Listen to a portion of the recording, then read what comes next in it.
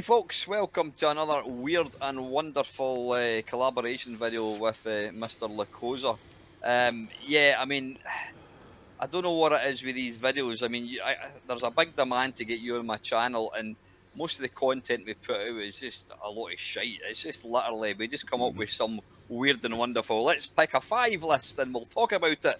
It might be, I mean, I'm sure if there was a demand for, if we spoke about the 5 favourite games that were in black and white, people would watch it. I have no idea why, but anyway, you know, you lot seem to like it. So anyway, Mucker, how are you? You all right? Yeah, I'm okay. Can I just point something out before we start? I've got a cup of Earl Grey here. If you are going to mention fucking Power Wash Simulator, can you not do it while I'm taking a mouthful of this? I've got a cup of Tetley tea. So what does that tell you about me and you? I'm drinking Tetley tea and you're drinking Earl Grey. I've never actually tried it. What is the difference between Earl Grey and Tetley tea? I mean, has it got its own kind of flavour or something? Yeah, it's mostly due to bergamot that's in it, and you don't put milk in it. Well, not unless you're a total Philistine. Right. There's an idea for a top 5 teas. Yep, you've heard it first, mate. We've got another video coming. Yeah, I'd file that one quite low if I were you. Yeah. Just before we crack on, we've been wanting to do a video for quite a long time, and it's going to be about darts. Lukozer and myself are big darts fans, and I think when does the darts thing start? Did you say it's in December, or does it start? You're talking about the PDC Worlds. Yeah, it's in December. It starts. I can't remember the exact date, but believe me, Sky will make sure we all know. So, yeah, I know it will start next month. I don't know when. I think it's around like the second week. It starts not long before Christmas, doesn't it? So. Is it? And then obviously I was going to say the embassy. What the hell is it called? What's the I've no idea who the regular one. This is the regular one. If you're talking about the BDO went bankrupt about 2 years ago. They haven't had a world championship for a while. So that doesn't exist anymore. Really? BDO's gone. I won't miss it. It started off great, but yeah, when the PDC started up, you know, after the split, BDO was fucking nowhere. You had a few good players that came across from the BDO to PDC. You know, your Gary Andersons, your Barneys, you know, but yeah, PDC is what it's all about now. Aye, that's good actually. That's good because I know we're going off topic here, but yeah, when the Sky thing came along, all the good players, anyone that was worth their salt at darts, moved across, and then you were basically left with all the shit. Yeah. So that's actually pretty good. It means it's like fucking boxing. You've got all these different, you know, federations. People want the best. So yeah. So anyway, yeah. What we're going to do is it's going to start sort of mid-December. What we're going to do probably a week beforehand, we are going to, I don't know, collectively come up with the 10 best darts players just to kind of get you a lot excited. And then the idea, is it the final we're going to commentate on? Yeah, so the final, we'll stream during the final. So yeah, if anyone is desperate or sadistic enough to you know, want to not sadistic, masochistic enough to want to have us commentating on the final, yeah, that's what's planned anyway. Let's be honest, since Sid Waddell kicked the bucket, it's just not been a patch. It's far too generic. So yeah, Lukozer and Mamemeister, we will be commentating on the world final whenever it is. So anyway, listen, let's get back to you've kind of railroaded this conversation quite a wee bit. So the purpose of this video, I have. Oh, okay, I have. Yeah. What the plan is, we have we know each other well enough to know what games we dislike and what games we like. So I have picked 5 games that I am not. I've not gone for 5 games that I know Lukozer dislikes. I've gone 5 games that I'm a big fan of, and I know that you dislike, and you've done the same. And what we're going to do is we're going to take it in turns. I'm going to pick a game one of my 5. I'm going to explain why the game is so good, and then Lukozer can tell everybody why it's so shit. We're not going to try and agree because I don't think that's going to happen, but it'll give you guys kind of 2 sides of the sort of the I don't know. You can make your own mind up. So that's the plan. So I'm going to have a wee drink of my Tetley tea, and I'm going to let you go first since I'm a nice guy. So yeah. Well, before I start with any of the 5 that I chose, I did actually have quite a few also rans. Won't go into any big sort of like detail on any of them. One of them I had to change because you seem to have changed your mind about it, because one of mine was going to be Alien for the Commodore 64. But in the last video we did, you were saying that actually you don't mind it now that you started actually playing it. Absolutely, and you know what? I'm actually going to play it again, and the reason is because I've only seen Alien twice. The first time I saw it when it came out, and the second time I saw it was last night. I got myself a new surround sound system, and I thought, what can I watch? And I put Alien on, and awesome film. It's not aged. Some of the special effects are a wee bit dodgy, like. Oh, I don't know about that. I think the effects are great. I think the film has aged really well. Oh no! The film itself is still fantastic. I mean, it's like seat of your pants. Half of the film is in complete silence, and then somebody kicks a canister over, and you absolutely shit yourself. Especially when you've got it coming from bloody behind you. But one interesting thing, and if you've not seen Alien, then switch this off or close your eyes until I wave to the camera. What I didn't realise, the girl at my work was telling me that the scene where a certain thing comes out of somebody, apparently... Hardly anyone he kept it secret. Hardly anyone knew what was going to happen. So yeah. Was genuine. Yeah. That's well done. That's actually a fairly old trick. There are quite a few films where the director has pulled that trick off, and it always works. So yeah, let them do it. That was bloody epic. So no, you know what? I have changed my mind about the game because we did feature that game previously, and it was one of these videos where I had to go and this one we're not going to do that, but I had to go and play the games that you picked and vice versa. And after playing it, I actually enjoyed it. And I'm going to. So yeah. I'm glad that's not one of your choices, but that's a great game. Right, another of my choices. I'll freely admit, right, it's a game that I think is okay. I wouldn't say it was brilliant, but I think it's all right. And I had it down here purely because I know you can't stand it. That's good old Mamemeister for the 64. No, you're all right there. I took it off. So the problem with Mamemeister is the vast majority of people who don't like it, they don't like it because they don't know what they're doing in it.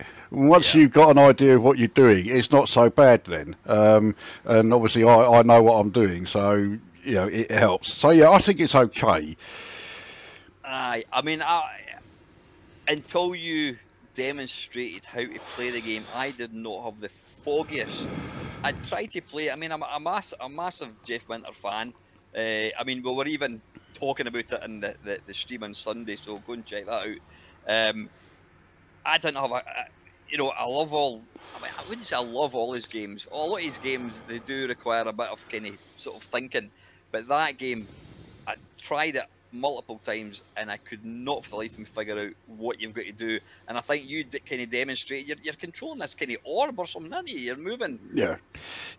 On the main in the main actual game, yeah, you're not actually shooting anything at all. It's not a shoot up. Not a single shot gets fired by you. But yeah, you're controlling the kill droid is what it's referred to as, and yeah, you're moving that around the screen and using that to destroy like the various enemies and that. So is it almost like, so when you're moving this orb, is that almost like a kind of crosshair type thing, like Operation Wolf? Is that kind of... very, very sort of loosely, yeah. But there is a lot of inertia on it. It's really difficult to manoeuvre it. I mean, you can adjust it, but even with like the lowest levels, it's still fucking difficult to move around. Please tell me that that's not a game that you would play for pleasure. Did you pick this just to be controversial? I know you like complicated games, but have you actually sat down and played that game for fun? No, I picked it purely because I know you can't stand it, you know. So, but as it is, it didn't make it onto the list. Another one that didn't quite make it on the list, although this is one where, to be honest, I don't know if you don't like it or not, but I know you cannot get on with the controls one bit because it was Power Drone for the Amiga.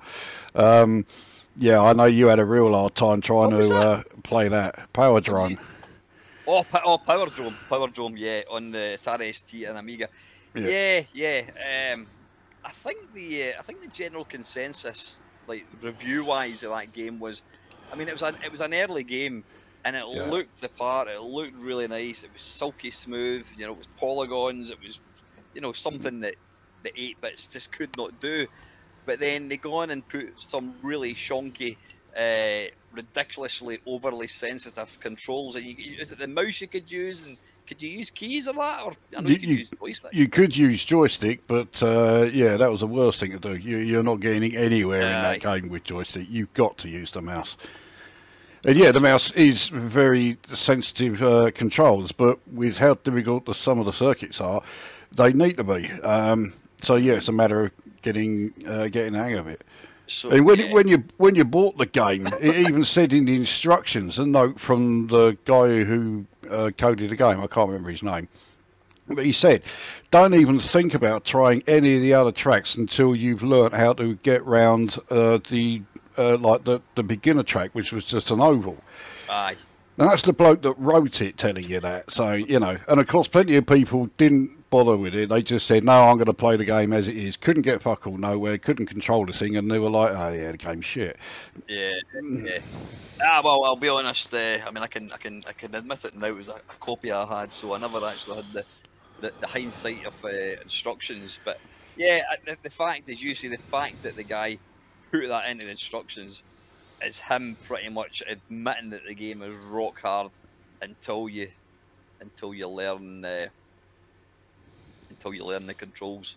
Yeah, but then I mean you could say that about pretty much any game going. Yeah. It's just that some games are rather more easy to learn the controls than others.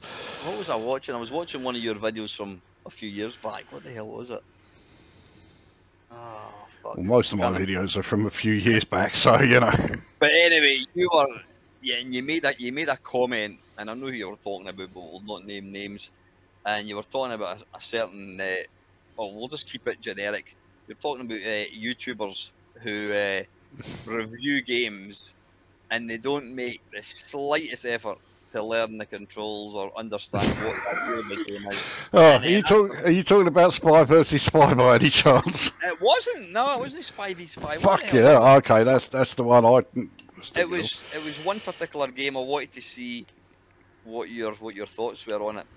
But yeah, and no, the thing is, I'm going to say I'm guilty of. It tends to be when I used to do the. I mean, I still do live streams, but I used to do these live streams where I would just say, pick any game, and it could be anything. It could be a bloody PlayStation game, it could be a Mega Drive game, it could be a Spectrum game, a Nordic game. And 9 times out of 10, I was getting asked to play games that I'd never seen before, never played before, and I was trying to use keys. Oh, fucking hell. The thing is, I would never say that game is shit.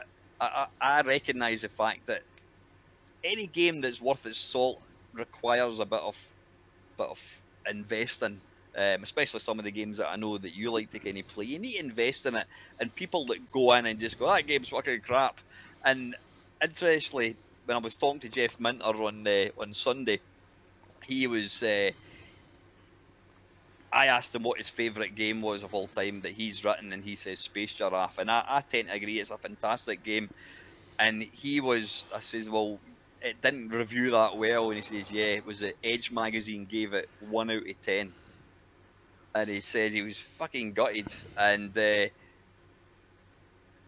he said it was evident that the guy had not made any effort to actually learn the game, and it's difficult. And the guy gave it 1 out of 10, and I think, it was in the what magazine was it? Was it the official It was either the PlayStation or the Xbox. I can't remember what one it was. We'll say it was a PlayStation it came out for.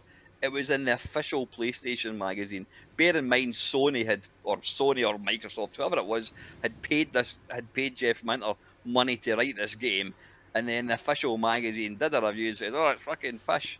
Gave it 1 out of 10. So I can understand why he was pissed off. Yeah, Space Drive is not a favourite of mine. That's the one that plays very similar to Tempest, isn't it? Yeah. Yes and no. It's not on a kind of oval. Well, it does. It kind of changes. Yeah, you're moving round or across, whatever. You're on the sort of like the periphery and you're firing into the screen. I couldn't get into it too well. Mind you, yeah, I had that problem. I didn't really know what the fuck I was doing because it's far more than just a shoot 'em up. And it's one of these games where you've got to listen. There's a lot of audio alerts that'll tell you something's coming. Where if you don't pick up on that, you're going to die. So there's a lot going on. Once you get used to it, then it's a phenomenal game. I mean, it's a beautiful looking game. But yeah, that's what happens. There's people who review games. They call it a review of blah blah blah. They play it for 2 minutes. They've got no idea what they're doing. I mean, I can think of one particular YouTuber within 30 seconds. It goes, "Oh, this is fucking shit. This is fucking garbage." And it's like, you've never even bloody played the game. How can you make comments like that? Yeah. And then they go and stick an actual like review score at the end of it, you know, even though they're sitting there saying, "I don't know what I'm doing and I don't want to know what I'm doing." And that's the bit that gets me, when they say they don't want to know how to play it. Well, then what's the point of fucking reviewing it if you don't want to know how to, yeah. I think everyone watching this knows who I'm referring to there, and I'm pretty sure you're talking about the same cunt. So, yes. So yeah, that was Power Drone, which thankfully didn't make it on the final 5. I'm fucking intrigued as to what you've picked there. Jesus, you've picked about 3 of the best worst games ever. Well, the last one that didn't quite make it on the list, I think is really going to have you thinking, you know, what the fucking hell did make it on there? Because this one very nearly did get on in the 5. Cauldron 2 for Commodore 64, which is a game I do really like. And back in the day, I used to play it a hell of a lot, and I got like really close to completing it. Wow. But it's another one of those where the control system puts a lot of people off, and I do seem to recall that you were one of them. It's kind of similar controls to sort of like Whizball, but the thing is with Whizball you can upgrade your thing, your sphere, whatever it is you control. Whereas this one is you're constantly bouncing. Yeah. And it's the frustrating thing was, and it's the same with the original Cauldron. 2 beautiful looking games. I mean, the graphics were really nice, really atmospheric, some great sound effects. They were just made bloody impossible. So I never really Cauldron 2 I actually did buy. I did actually buy it, but there's a bit of pattern with me. I give up too easily with games. Like, fucking can't play this, and I just kind of park it, and then I never touch it again. Yeah, not a good move there. I say Cauldron 2 I thought was a great game, but it didn't make it onto my final 5. Well, I am intrigued. Well, I go first since you've kind of given 5 that didn't make it. Well, I go first. Well, I gave 4 that didn't make it, but yeah, okay. If you want to go first, then have you got any other also? That's all of the also rans. Well, tell you go first. I did say you could go first, so right. Go for it. Okay, right. So we'll start with the Amiga then. A game which I consider to be the greatest Amiga game of all time. Wait, don't tell me. Can I try and think of what it could be? Go on then. Fucking hell. Best Amiga game ever. And you don't like? I don't like. No. Listen, I don't want to give any spoilers because I might mention a game that's on your list. So go for it. I can't actually think of what that could be. All right. So, greatest game of all time for the Amiga, it is Dungeon Master. which I was a huge fan of from day one. I still am now. Some however many fucking years are we talking now? 1987, 30, yeah, something like that. So I mean, yeah, 36 years, and I'm 36 still years ago. a fan of it. This was the game that really got me into computer role-playing games, because beforehand, I mean, we didn't really have a hell of a lot of decent computer RPGs on the 64. Master of Magic's the only one that I can think of offhand, which actually was pretty good, but this was in a completely different league, you know. And yeah, if you're a role-playing game fan, I'm pretty sure that you would really like this, but I know you're not a big RPG fan. I'm not going to say you don't like RPGs, because I know there is one that you were a fan of, but it ain't this. Yeah, I wouldn't say I dislike these games, but I don't know what it is, and it's the same with all these even more kind of modern sort of like RPG type things. Is I don't know, I almost feel like overwhelmed with the controls and where you're meant to go and what you have to do. And because of that, I kind of think, well, I'm going to miss out on stuff like that.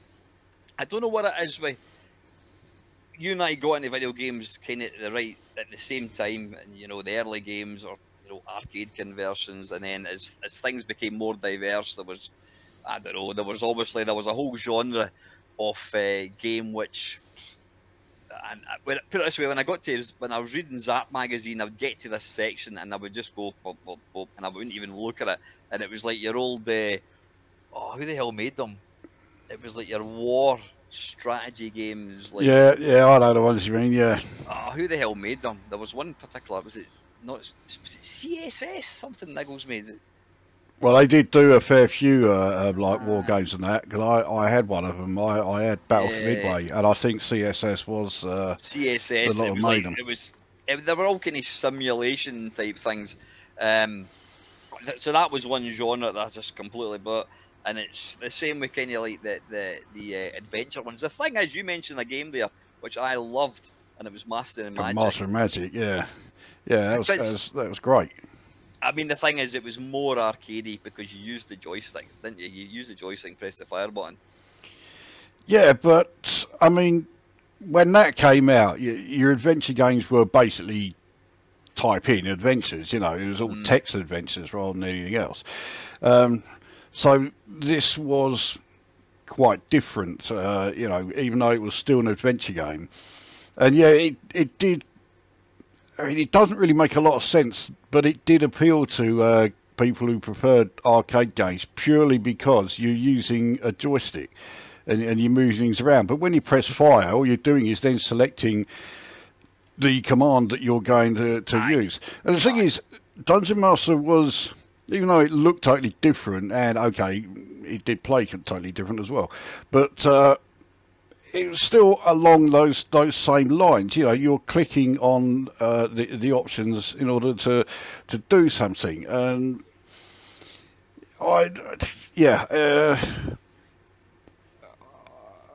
it just hit all around. You know, it just got everything right for me. I say it helped that I liked the old tabletop RPG games.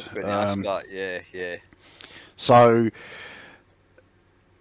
the other thing is, because I'm from that same generation as you, we still had an imagination, and even though visually it still looked great,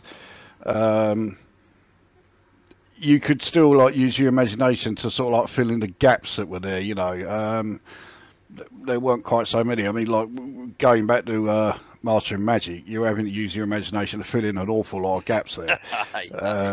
You know, if you want to go back really early, you got something like Adventure on the Atari 2600. I mean, yeah, you're really gonna have to. Which I actually completed. I borrowed my mate's Atari 2600, and I borrowed his Atari 2600, and he borrowed my Commodore 64 for one weekend, and I completed Adventure. On what level? Oh, easy. Oh, Jesus Christ! You complete that in about 5 minutes on easy. You know what? Yeah, go on. See the more bloody these videos I make, the more my childhood is destroyed. I actually thought I had a semblance of skill with certain games. I thought, right, I can rhyme off games I've completed. I've completed Adventure. You've just said it's piss easy. I've completed Bruce Lee, which apparently is touted as one of the easiest games out there. And then if that wasn't worse enough, I completed the Sacred Armor of Interiard, which Richard Leinfelder told me on Sunday he completed in 90 seconds. You can actually complete it in 90 seconds if you know where to go. Ah, all right, okay. And he went, he says it was criticised because it was too easy. I'm like, oh, cheers for that. Yeah. Right, okay. So I don't know what that says about me. I mean, I've played Adventure in a couple of live streams, and you know, it is the simplest looking game ever. You're an arrow.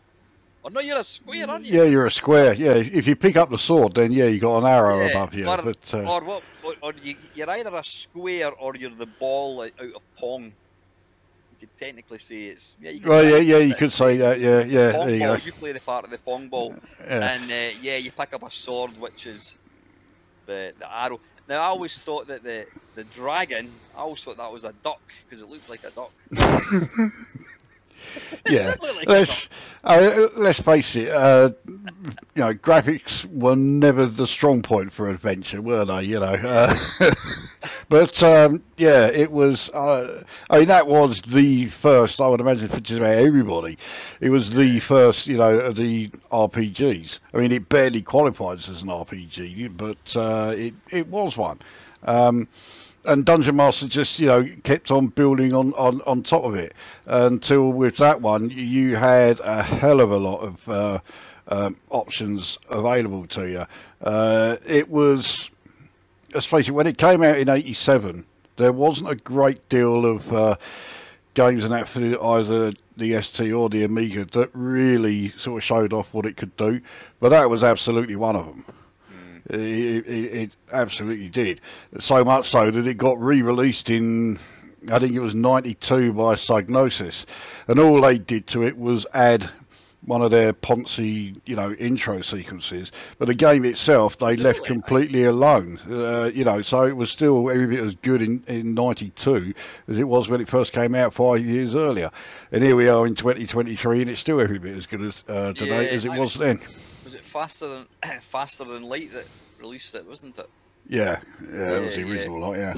I'm just trying to figure out in my own brain what was different between Adventure and I did like Master of Magic. I think a big part, which we've completely omitted to mention, was the Rob Hubbard tune. That's brilliant piece. And looking at or listening to it now, I realise that it was just a SID tune that just played, whereas back then it almost felt like what you were doing on screen was changing music, but it wasn't. It was pre-rendered. But I think that, oh, pardon me, I think like the reason I liked Adventure was because you had so few games to play. It's like I play Space Invaders, I play Pac-Man, I play Adventures, I played it. Master of Magic, I had lots and lots of Commodore 64 games. I don't know why it appealed to me as much, but it did. I started playing it and it just clicked. I don't think I ever completed it, pardon me, but I really enjoyed it. And then Dungeon Master came along. Now, my experience of that game was, I used to go before computer games became available in like W.H. Smith, or it was John Menzies that they've got. And is John Menzies an English thing? Is that? Do you get that down in England? We haven't got them in Southend, but I'm sure there are plenty of John Menzies around here. Aye. Anyway, before they sold games there, I used to go to this little local computer shop, and he was 100% Atari. He did a later stock Commodore 64 games, but he got this game, Dungeon Master, and we used to go in on a Saturday and just watch what was happening. We'd look at the computer, and he was playing this Dungeon Master. He just played it and played it and played it. We just used to sit and stand and watch him playing this game, and then when I eventually got an Atari ST and then later on an Amiga, yeah, I did buy the game, I think. And again, I don't know. I don't know. I get overwhelmed very, very quickly when it comes to, like, you need to pick up your gloves, and you need to pick up that and pick up this. And obviously, going forwards into like modern games, it's just like, oh, no chance. So I wouldn't say I would dislike it. I've always maintained I would like to get into these games. I would love to be like you and love these games, but I find the controls a bit overwhelming, if I'm being 100% honest, which is, you know, considering most of my games that I really like are arcade, pressing fire button, whatever. But great game, but just, yeah, I could never. Maybe if I only had. See, here's another thing.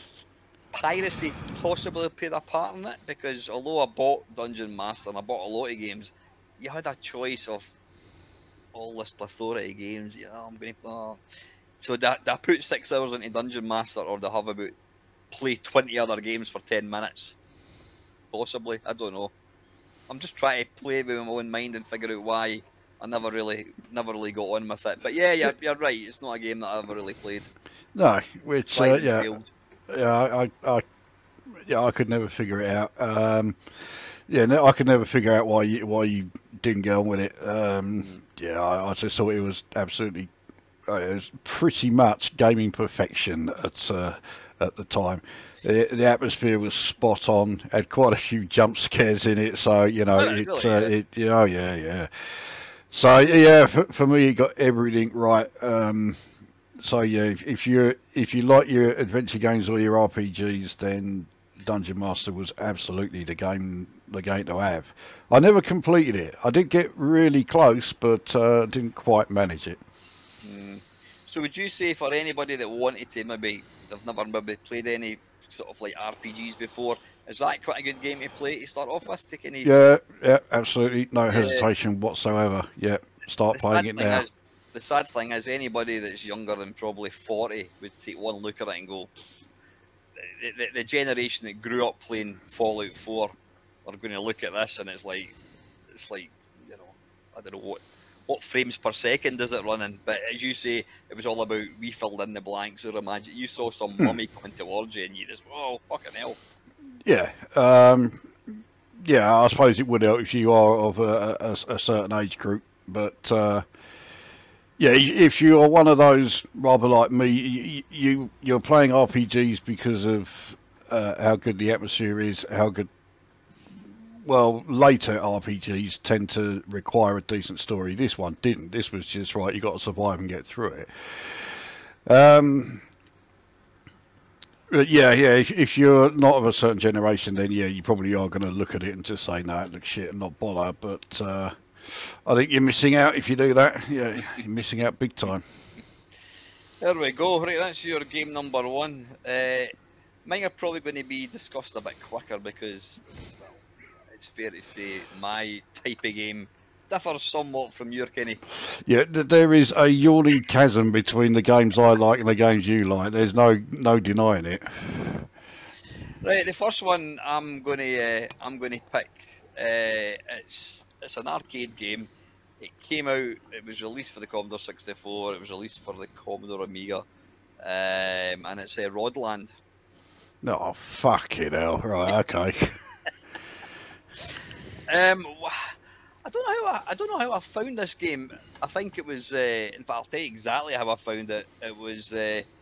I've got an original Xbox modded with thousands of games, and when Ava was about 6-7 years old, she wanted to play these games with me, and it was like, well, what game can you play simultaneously? You know, bear in mind she was like 6-7 years old. What game can you play multiplayer? And I'm like, I'd never even heard that, and I found this Rodland game.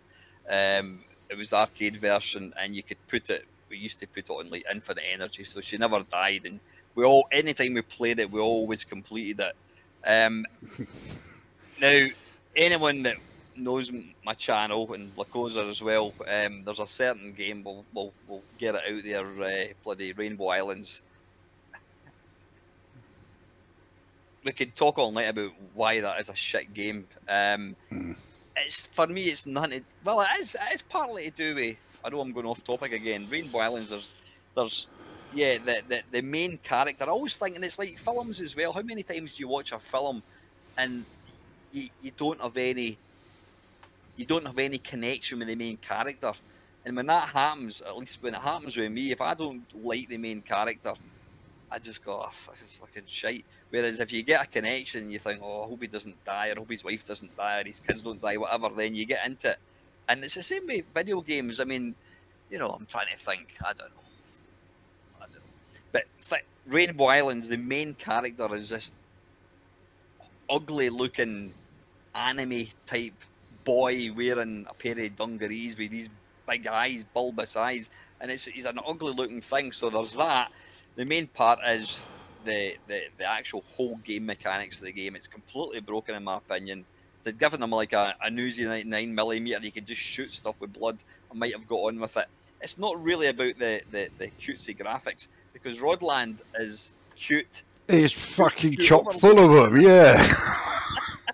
But the difference between that and Rodland is it's actually playable. It's easy to play. It's really good fun to play. As I said, yeah, obviously I was playing it on infinite energy. I think a big part of the appeal for me is it's a nostalgia thing. My daughter and I, anytime we put it on, do you want to play God? No, I want to play Rodland, and we'd play Rodland and we'd complete it.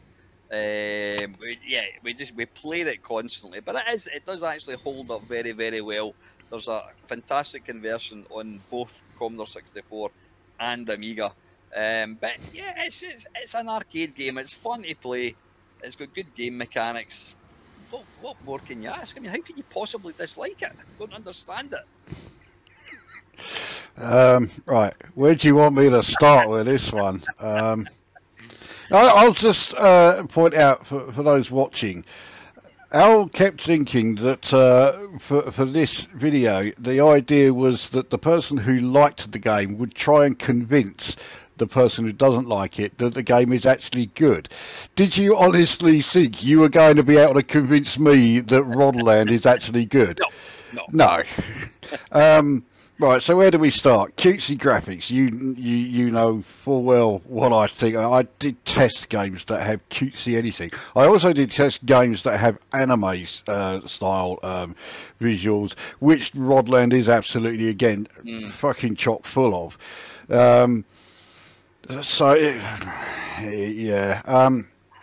Platform games are really difficult to do well, especially for someone like me who I cannot stand the cutesy shit, I cannot stand the anime shit, and I really don't like the purely abstract sort of guff that you got in the likes of Manic Miner and all that. So bearing in mind I don't like those three things, that doesn't leave platform games with a lot of, like, you know, manoeuvring as far as being able to appeal to me. But of course there is one game that did do it. I have a feeling that one might be cropping up a bit later. But anyway, yeah, so, you know, you're surrounded by anime stuff, and when you kill them they turn into bits of fruit or bits of cake and all this fucking shit that I can't stand. And then the fact that your main character is you know, has walked straight out of a Japanimation fucking thing means I just want to see her die, but you never actually see them die. They just sort of like either jump up in the air or they just fall over, you know. I want to see the, you know, getting fucking dismembered and you know, and bloody body parts spraying all over the screen. Then I think it might be all right, but no, we don't get any of that. It's a game where the mindset at the time was, let's make a game that will appeal to girls. Now I know that loads of people are going to be saying, oh, that's sexist and all this fucking horse shit, because that's the in word for, like, you know, this, you know, for the present day. Okay, maybe it is, but that's the way gaming developers thought back then. If it's going to appeal to girls, it's got to be cutesy, it's got to be nice. And maybe it worked, I don't know, but I clearly was not the target audience for this one.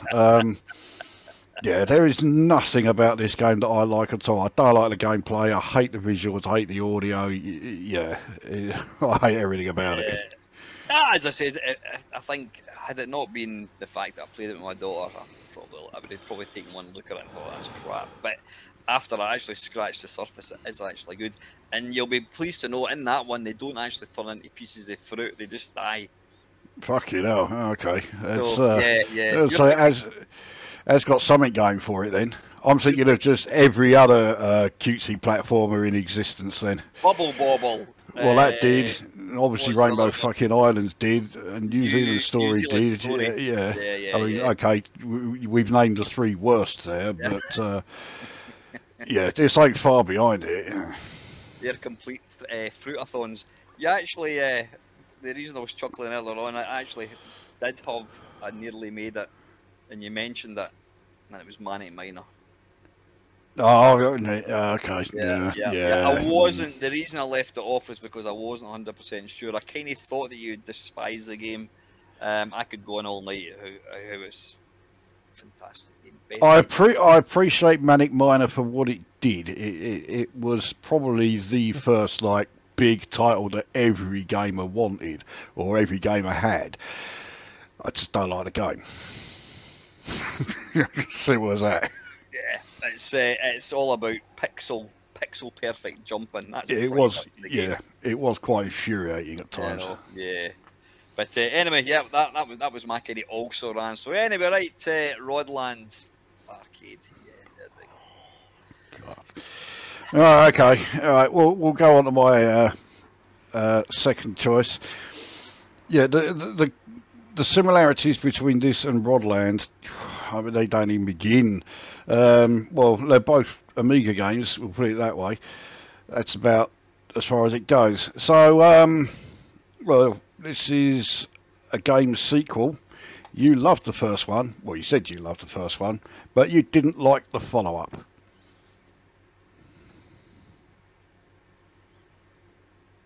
Fucking hell, what the hell could that be? Is it a point-and-click type game? No. It's not the first Samurai, the second Samurai. No. No, you've got me there. Okay, right, well, this is Frontier Elite 2. Ah, right.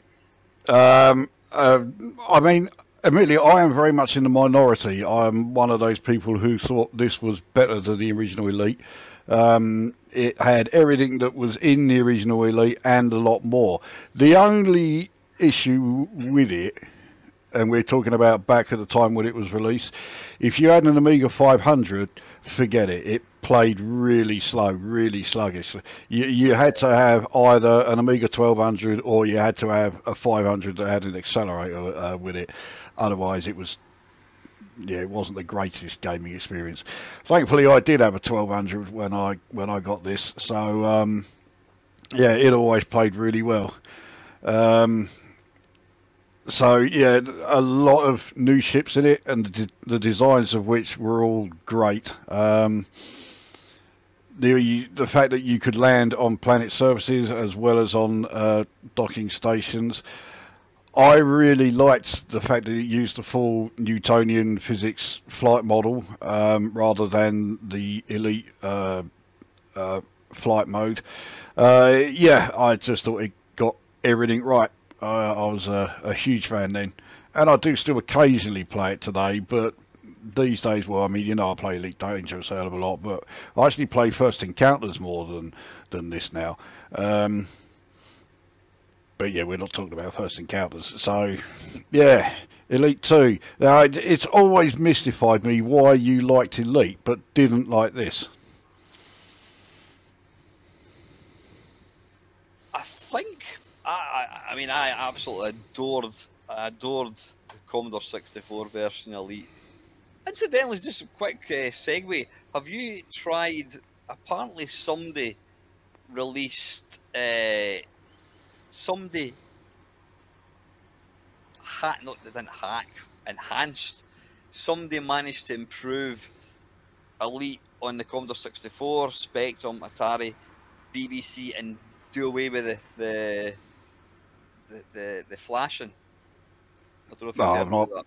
No, I've not tried it. I mean, to be honest, the BBC and Spectrum versions weren't hit by the flashing so much. It was really a 64 one that was. Yeah, well, check it. Somebody's actually released. They've taken the original code and they've done something to it and they've made it a lot better. But anyway, you can go and check that out. But no, I was a massive fan of Elite. And then when I got the Atari, and then later on I got the Amiga, I played Elite. And I thought, I mean, I loved Elite in the C64, but the jump from that to, like, proper filled polygons, it just looked phenomenal. It's like, this is the future. Fantastic game. I had mouse control, everything. It just took a great game and made it even fucking better. And of course, like everybody, I was really excited about the sequel coming out. And I think there was like, I think Zap magazine or whatever it was, Zap Amiga, had sort of previews and all. It looks great. It's going to be amazing. And then it got released, and the reviews weren't particularly good, weren't particularly complimentary. And I'm one of these people, I tend to read a review, and if somebody says this is shit, I'll go, fuck it, I'm not going to get it. I think I did get, I can't remember if I bloody bought it or not. I probably had a pirate copy of it. And I tried it. Now, I had a Atari 500 at that point, and it was slow, it was sluggish. I know it's shallow, but the faces annoyed me. It was like they took these, like, it was like these things that you got back in the day where the iron filings, and you dropped it on and made beards like what my beard looks like all the time. And it was like the same generic faces, but they just, like, lipstick, so it was a woman, and they changed the hair. That annoyed me. But more importantly was, it just played shit. And that was enough. That was, nah. When, when I could load up Elite and it was silky smooth, it would have been 60 frames a second. It was really fast. It was smooth. And then I load up this and it's like, and I went, fuck it. So I never really gave it a chance because I couldn't see beyond the shit not the shit graphics, the shit update and whatever. You did say that it was crap in the A500, and that was my experience. So possibly, if I had a better computer at that point and an accelerator card, I would have felt differently about it. But I tried it briefly and I thought, nah, this is shite. And I believed the hype as well. Well, I believe the hype. I got completely sucked in by the hype. But I only ever read one review because back then the only magazine I got was Amiga Format. And they raved about it. They said it was great. So that was enough to convince me, okay, yeah, I'm onto a winner with this one. And when I got it, it's fucking difficult. Mind you, it's like the original Elite in that regard. Both games are their hardest when you first start. Once you get into it and you've either changed your ship, because let's face it, in Frontier you start off in a ship that's got absolutely fuck all, it's pretty worthless, so you've got to change your ship pretty quickly and then upgrade it, and once you've done that then you really don't have too much in the way of risks to worry about, so then it's just a case of, right, how well can we progress here, but yeah, the number one complaint that everyone I know has had about it was because they played it when they still had an Amiga 500, and yeah, the update rate was pretty shit. You really did need an accelerated computer, or better yet, a 1200. So that could well explain why I've always thought that it was better than the original, because I've always played it on a computer that was capable of running it really well. But yeah, I just think it's it had everything that was in Elite. So of course I was going to rate it because it's got everything in there of the game that I thought was fantastic. But there was so much extra stuff put in there that just enhanced it even further.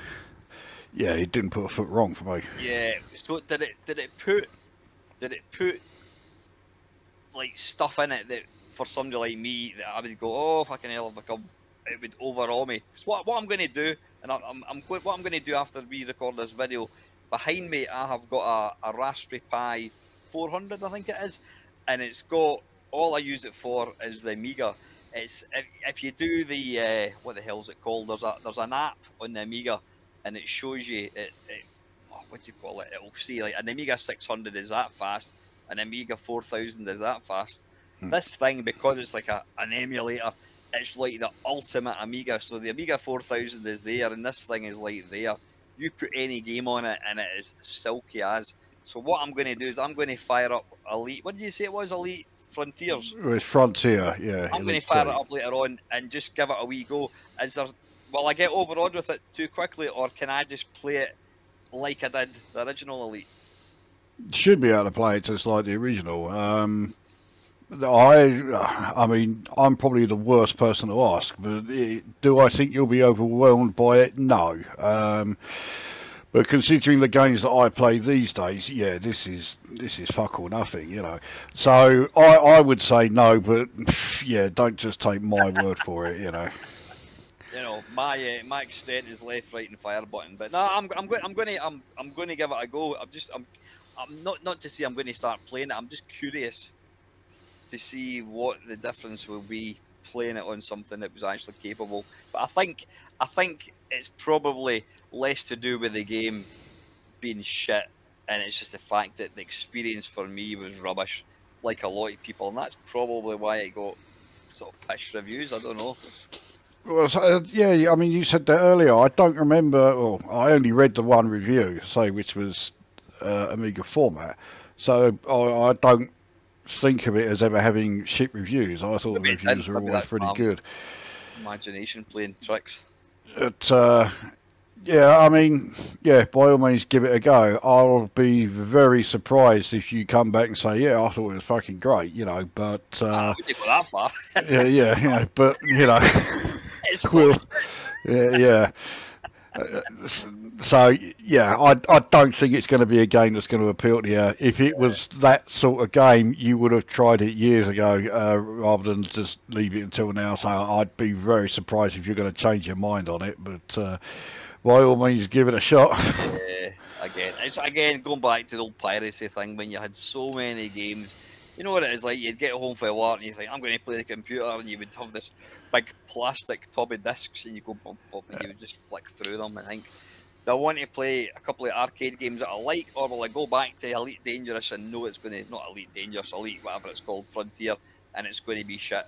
But I'll give it a go and I'll report back. So anyway, right, number 2, this will come as, I've picked obvious games, because, you know, yeah, Super Pipeline 1. Oh, I knew this was coming.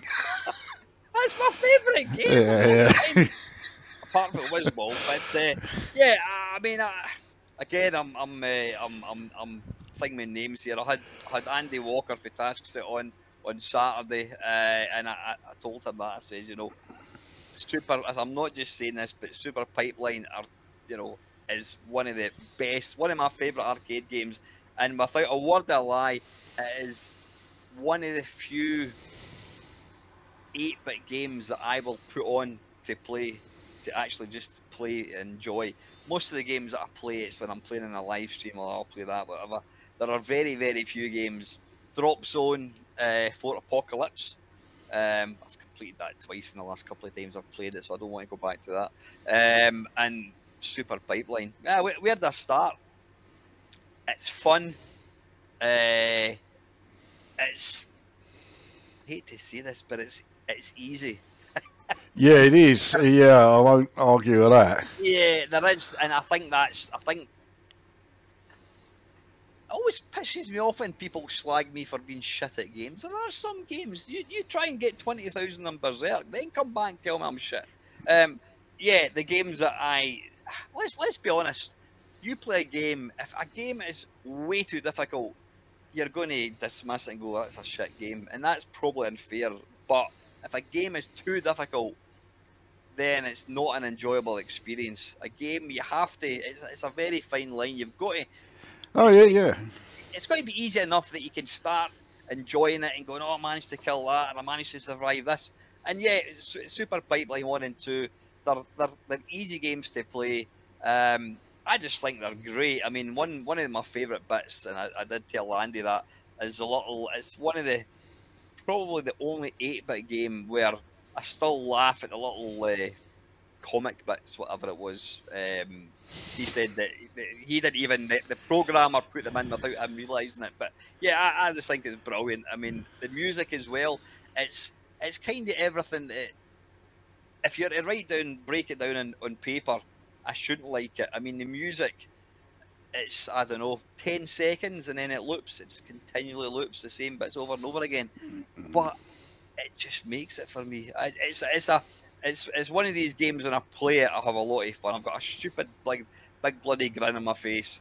Get the wee kind of comic outtakes, whatever you want to call it. Love it. Can't fault it. If you want to have fun, play Super Pipeline 1 or 2. Yeah. I've seen your video, but I don't Yeah. know that. Well, here's the thing, right?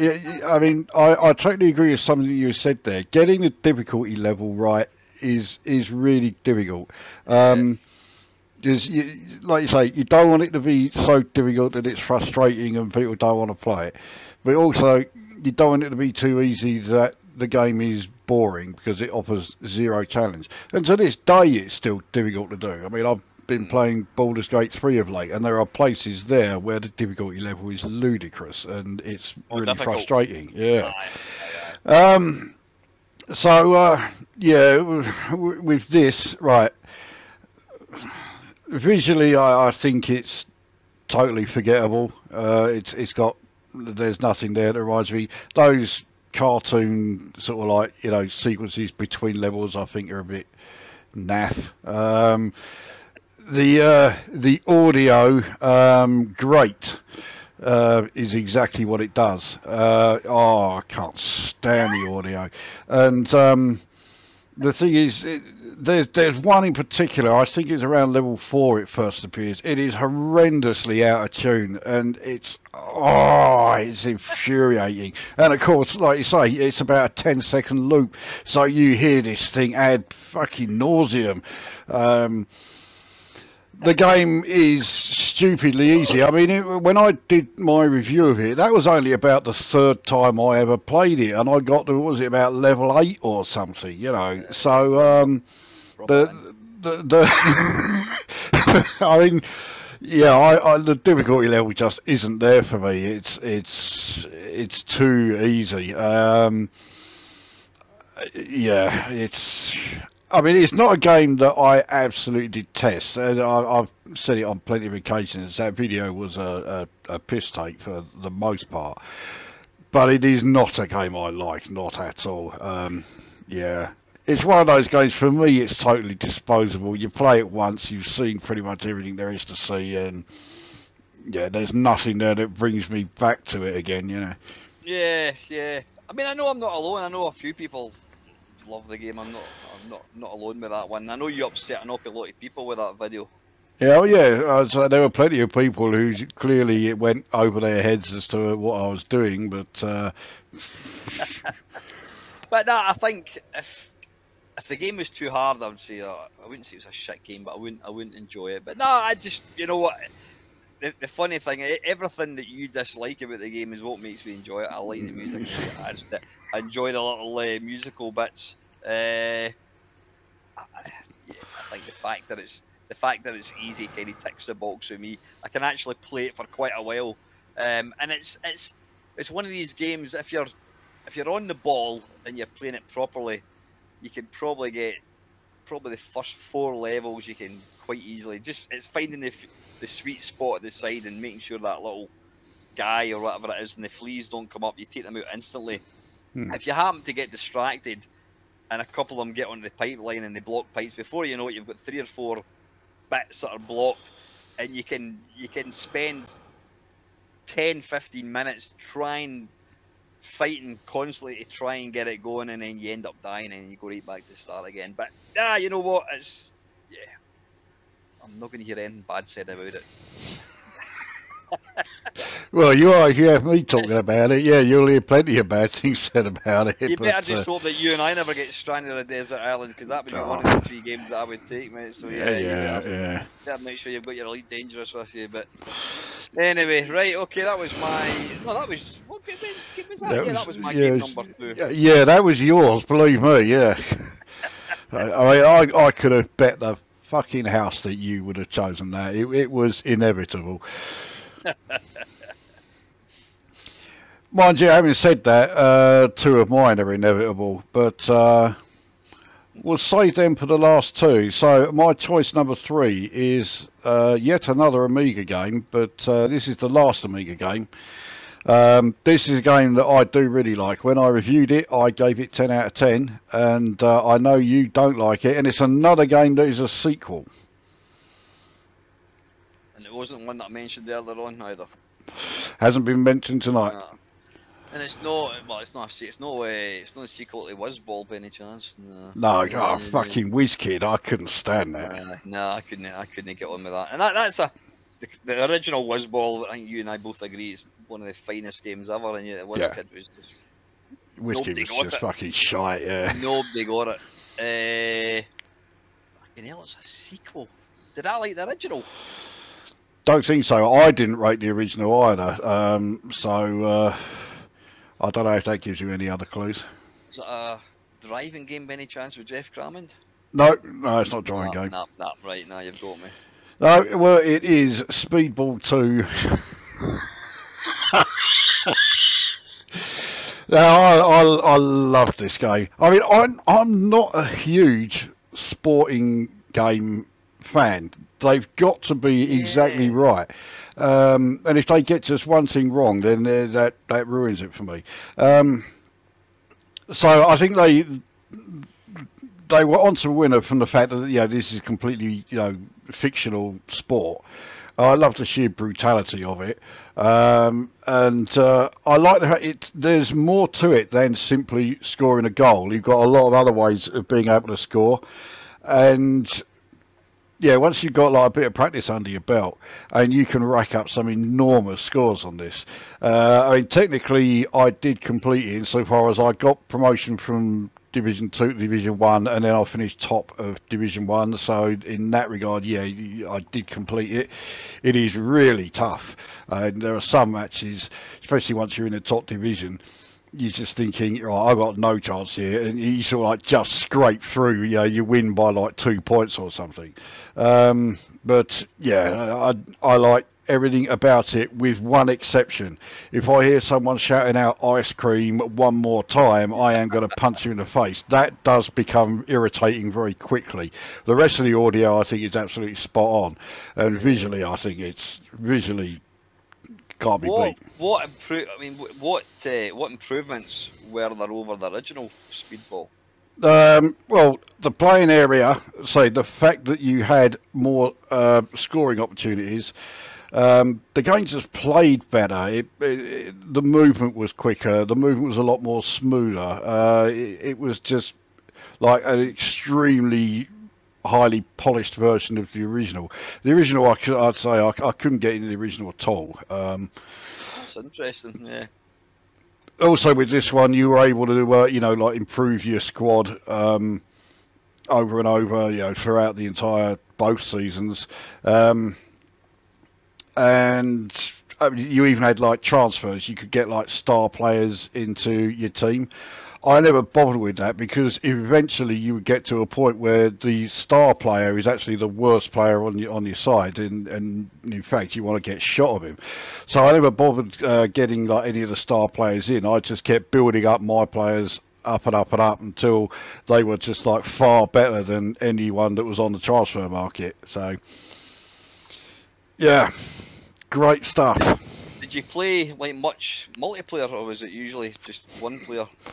Yeah, I did play a few like 2-player games. I had mates around who I would play against. One in particular, I was a right cunt back then. If I was good at a game, I did not hold back. Well, yeah, okay, yeah, even more so back then. Right, if I was good at a game, I did not hold back. So there was one. You know how? Well, I don't know if you do know how, but when you're playing multiplayer or 2-player games, they're played over 2 legs. At the end of the second leg, he'd scored something like 25, and I'd scored something like 530. So I mean, it was absolute annihilation, and I was like, yeah. See, I'm good at this. That was in one game. That was in one go. Well, yeah, 500 goals. yeah. Well, see, that's the right. A goal is worth 10 points. Ah, But if you get the multiplier, if you get one of the multipliers, then it's worth 15. If you get both multipliers, it's worth 20. Of course, the first thing I do when I'm playing it, I grab the 2 multipliers, and then, you know, so, and then I'm forever hitting the stars, and if you hit them and get all 5 stars in it, that's a big old point bonus. And then the thing I used to really like doing, which would really piss him off,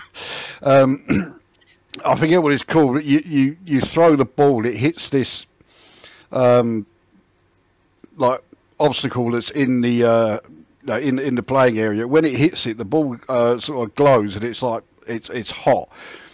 And if you grab it and throw it, if the opponent tries to pick it up, it injures them because it's heated. So, of course, I just throw it straight at the goal. The goalkeeper, he could be right in front of me. He can't stop it, so he just goes straight through him and scored.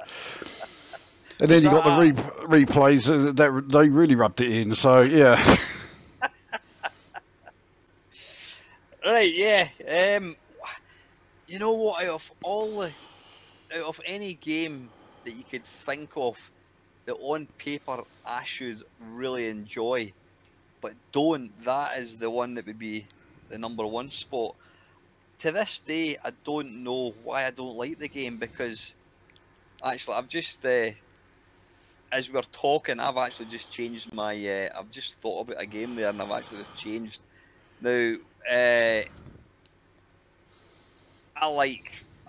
absolutely detest football, but I do like some football games, and Rocket Ball, absolutely awesome, brilliant game. So I like that style of game. I love to put a lot of time into international soccer. Played that probably solid for 2 years, and I remember at the time when Speedball 2 came along. I remember when the first one came along. I just didn't click with me. I don't know what it was. It just, I don't think my mates. See, this is possibly part of the problem.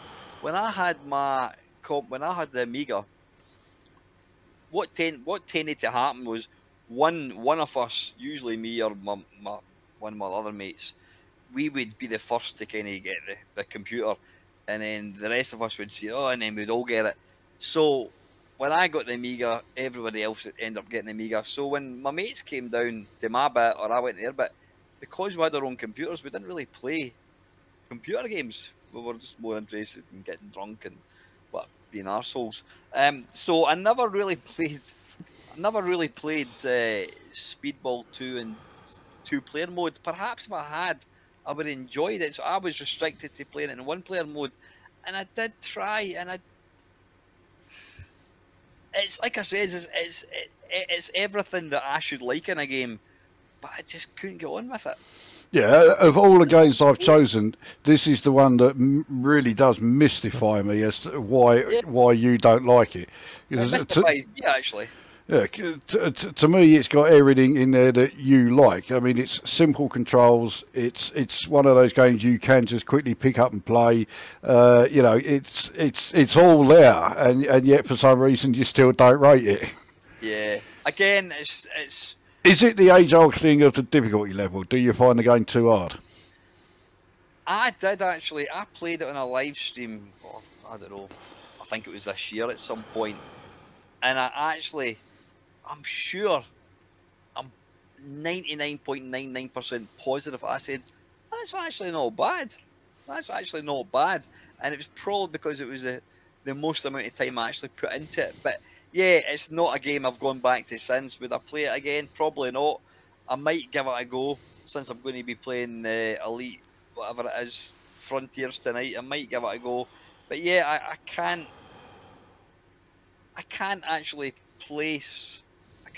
pinpoint what it is I don't like about the game. again, I've not played it often enough to really form a proper opinion. I'm sure if you sat me down and says, right, there you go, for the next 24 hours you have to play Speedball 2, I would probably come away and go, you know what? That's not actually that bad, but am I prepared to do that? I'm a fuck. So yeah. I don't know. It's a weird one. It's a weird one. Again, possibly if you were, did you play it in like single player as well, or was it? Oh yeah. I'll say I you did, effectively completed it. Aye. Yeah. Again, maybe I suppose if you're playing it, if you were learning the game, playing it against your mate, then it's going to be easier than instantly picking it up and playing against the computer. I don't know how difficult I don't know how difficult the various levels were. If you're playing it one player, because again, if you play a game and you get beat 10-0, you're going to fuck that. I'm not going back to it. But well, in this, if you get beaten 10-0, that's fucking close. That means there's just one goal scored the entire game. Right. So that's nothing. That shows you what I know about the game. But no, it's a weird one. I can't really place why I don't like it.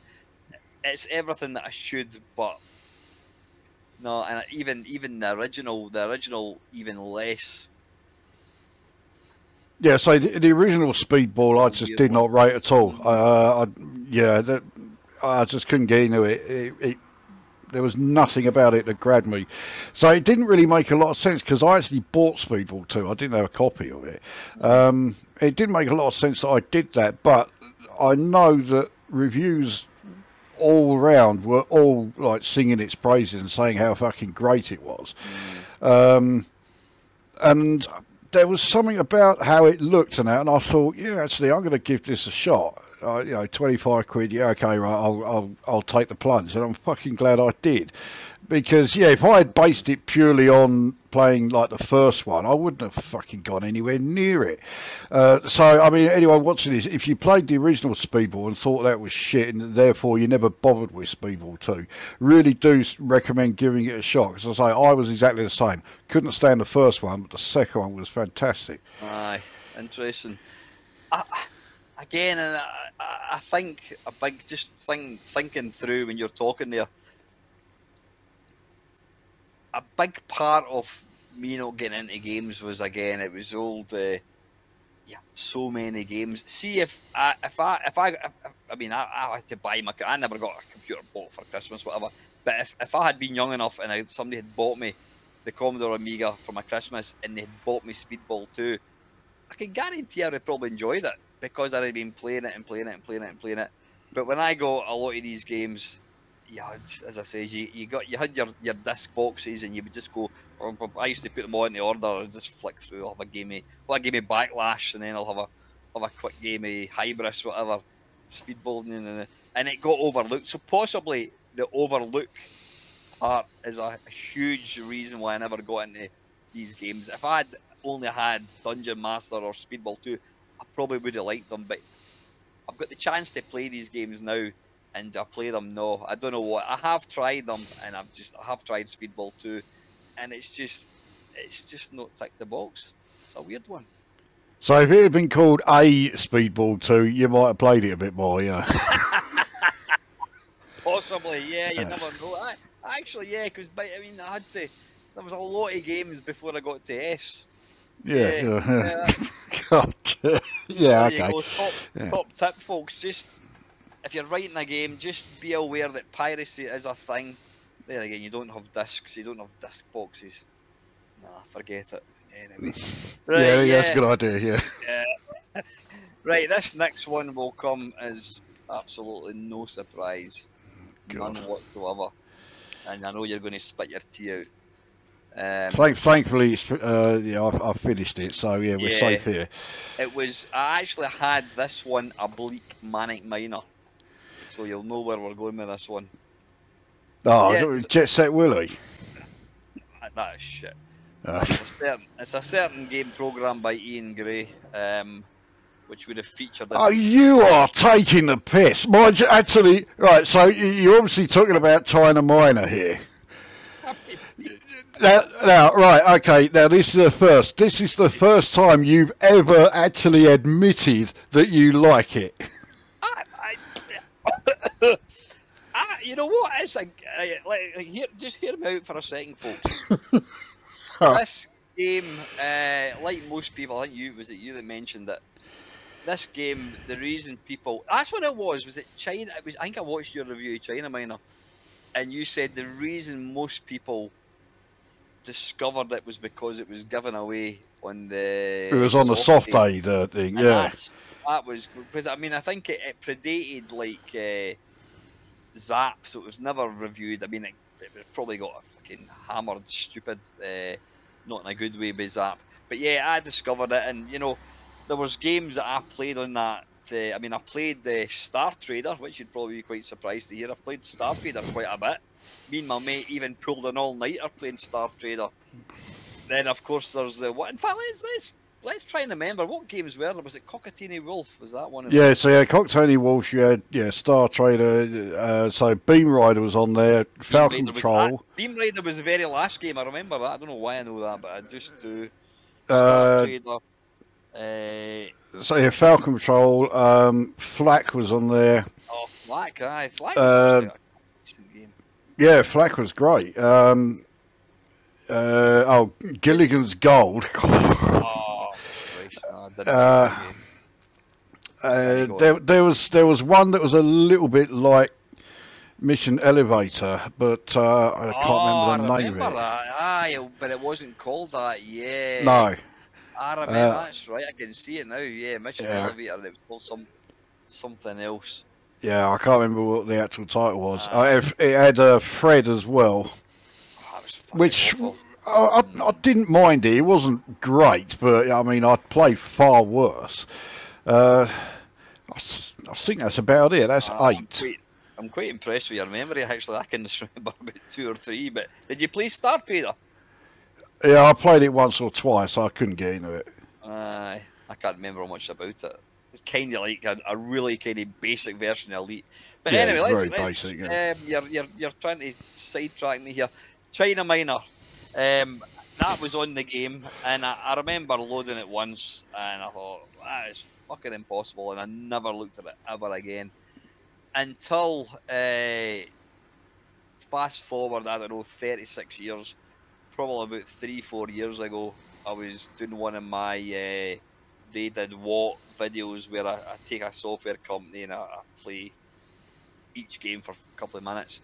And China Minor was one. I'm like, oh, fucking, that is a fucking diabolical game. And then it cropped up in some live streams.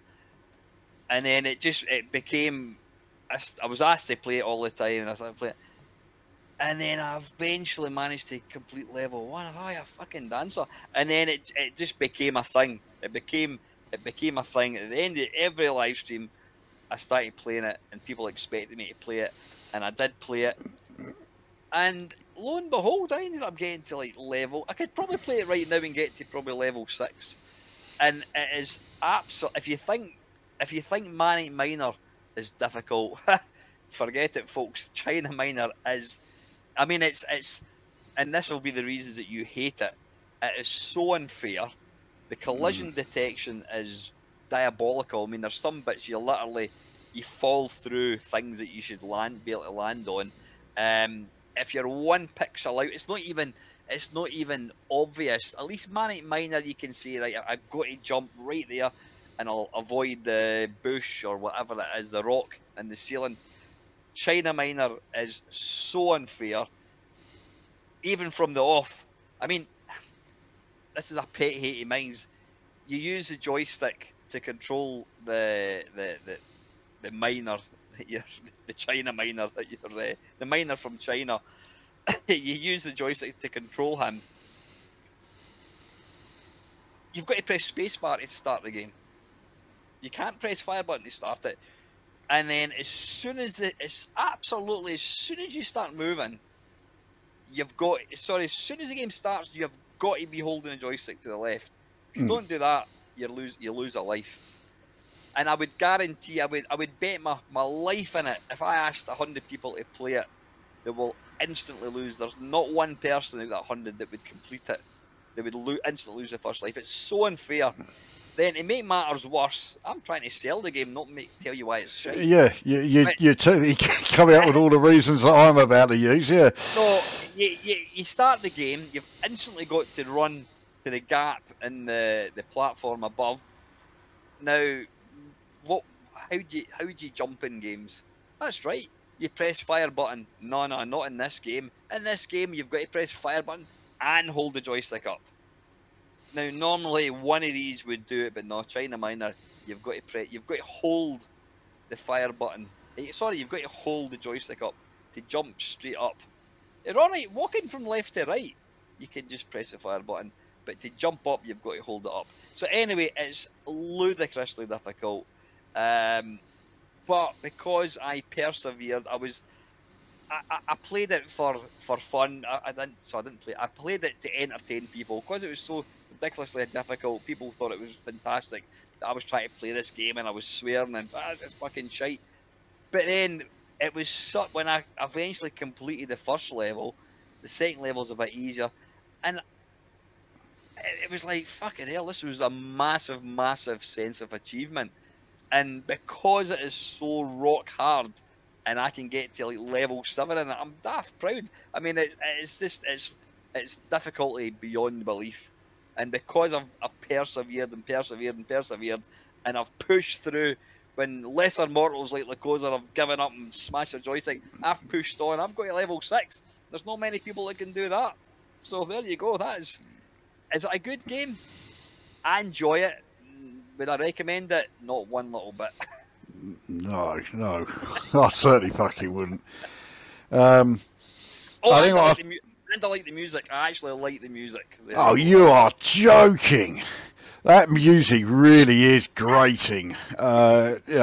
Fucking Scott Joplin would be turning in his grave if he could hear what they've done to it. You're trying to tell me it's a shit version. Yeah, I am, exactly. Yeah. I'm saying exactly that, yeah. I think the fact that China Minor is, by a distance, the worst game on Soft Aid, a compilation that also has Gilligan's Gold on it, I think that speaks volumes. You know, it's horrific. It does not have one single redeeming feature going for it. The difficulty level is astronomical. It's absolutely off the chart. The controls are just complete horseshit. The visuals, I mean, let's face it, Manic Miner was never going to win any awards for how good it looks visually. But China Minor, compared to China Minor, Manic Miner is one of the greatest games of all time in the visual department, and I'm talking about games that are around today. Visually it looks like it's been done by somebody who's just sort of first got to grips with how to put sprites together, and he's just using any old shit. I'm convinced the only reason this game is called China Minor is because the bloke, was it Ian Gray, he was obviously not quite up to scratch with being able to do sprites, so his miner's hat ended up being like this fucking pyramid like thing. And he was like, oh, okay, that looks a bit shit. How do I get away with this? Oh, I know, I'll pretend he's from China, good old bit of racial stereotyping there, So, yeah, that's how the game got its name, because there is nothing in there that suggests, oh, yeah, this is in China, and to be honest, there's nothing in there that suggests he's a miner either. I mean, nothing suggests that all of this is happening underground. And then it does the most infuriating thing that any game can do, which is you have to complete the level in one life, because if you lose a life, all the items that you've picked up, you lose them all, and they're back in there, and you've got to do the whole thing from scratch. And I hate games that do that with a passion. Well, Manic Miner was the same. In fact, I think a lot of the early platform games did have that. I mean, Manic Miner was the same. But Manic Miner didn't have, I mean, okay, it was difficult, but it wasn't off the scale difficult like this thing was. Yeah, as I said, I would bet anybody that's never played the game before, I'll give you 10 goes. I bet you 100 quid you don't get past level 1. No, I think my money would be safe. Yeah, I don't think there are going to be too many people. I mean, I wouldn't even want to take you up on the offer. I'd be like, no, you can take my money, you know, fucking, there's no way I'm going to try it. I suppose that the reason I like the game is because it's like my party trick. It's like, this game is fucking impossible, but I know somebody that can get to level 6, and it's purely because, I mean, if you look, it's interesting the way YouTube picks your thumbnail, because I always played it at the end, and for whatever reason, every live stream that I ever did on a Sunday, it's always automatically defaulted to the China Miner. So I've probably put in, fucking hell, when I think about it, yeah, I've probably put, I would play it for maybe half an hour on every stream. I've probably put in 50 hours in the game, so it's no wonder I've started getting better at it. But yeah, I like it just because it's fucking so impossible, but I've broken it. I've broken China Miner. I don't know, I reckon the game's still got the potential to break you. Yeah, you were never going to convince me of China Miner. You had more chance of convincing me that Rodland was good compared to this. The interesting thing is, there's a guy, Charlie Farr, who's like, he's insanely good at every game. He holds the world record for Galaxian, so he knows a tough game, and he completed China Miner because he watched me play it, but he was using save states. I think he would complete it and then save it and then complete it and save it. So that says it all. But, yeah, there we are. There you go. So it's in your list because you're good at it. Yeah. I actually do. I have off an evening fired it up and given it a go.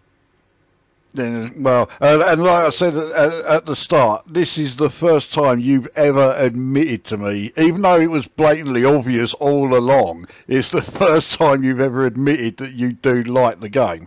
I do. I've 100% changed my opinion of the game.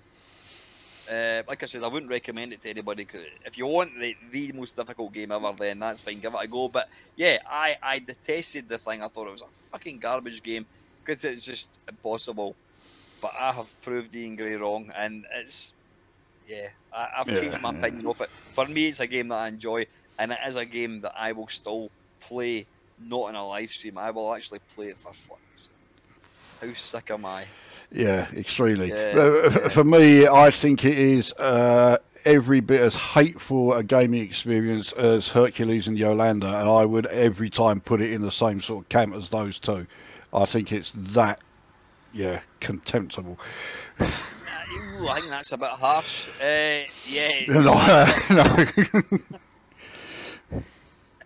The difference with these two is they is it 12? Is it 12 levels or something? I watched a video and somebody, I think it's like 12 levels, and it's random. It'll just throw a level at you, and unless you know exactly what you're doing, you're going to die. At least China Miner is consistent. We'll give it that. It's consistent in a lot of things. What about here's one? If forced to play one of these games, would you play Yolanda, China Miner, or Ghouls? Well, I don't know Ghouls, so I'll go with that one. Well, do me a favour after this video at some point. Play Ghouls. Play Ghouls by Micro. It was originally out in the BBC. Play it. Do me that one thing. Play Ghouls and let me know what you think of it. It is. I've played it quite a few times in live streams, and I've never even come close to completing level 1. The problem is, I know we're going off topic again here, but the character you play, you must have seen it. You play a Pac-Man with legs, and it runs. Oh, okay, yeah, that does sound familiar. Yeah, and it runs at about 100 miles an hour, and if you so much as get the timing out one little bit, boom, dead, back to the start. And then there's also this thing. A ghoul, presumably, this red thing, which starts at the top of the screen, and it gradually moves to what it kind of homes in you. Yes. And depending on where it starts, it's impossible to do the level because you can't get past it. Yeah. That is, yeah. Yeah, that does now sound familiar. Yeah, I'm pretty sure I've played it. And again, I'm pretty sure I played it based on a recommendation of yours. I think it was when we did the video of like the 10 most ludicrously difficult games or something. But yeah, that does sound familiar. That so it's like you imagine playing Mamemeister, but the game is running at 10 times the speed. It's just stupid. Yeah. So of those 3 games, China Minor would still be the last game I would play for one reason. One go of those other 2 games, and it's done really quickly. China Minor really drags it out because when you lose a life, you've got to sit there and wait for the character to go right away to the top of the screen, and then it starts up again. So at least the other 2, right, they're done, bing, finished. Right, okay, we can get that shit out of my face now, you know. But China Minor just drags it out over and over. So it's a bit more root canal treatment rather than getting an extraction. Yeah, oh, at least, yeah. Well, I've never heard China Minor compared to root canal treatment before, but it's a bit unfair to root canal treatment, isn't it? But there we go. All right, so we're down to the last 2. Both of these, I'm sure you knew were going to be appearing on this list. So we'll start off. Yeah. Right, we'll start with, it's difficult for me to give you a clue without completely giving it away, but yeah, for Commodore 64, the greatest game of all time, the masterpiece video game. There has been no other to come close to being as good as this. It is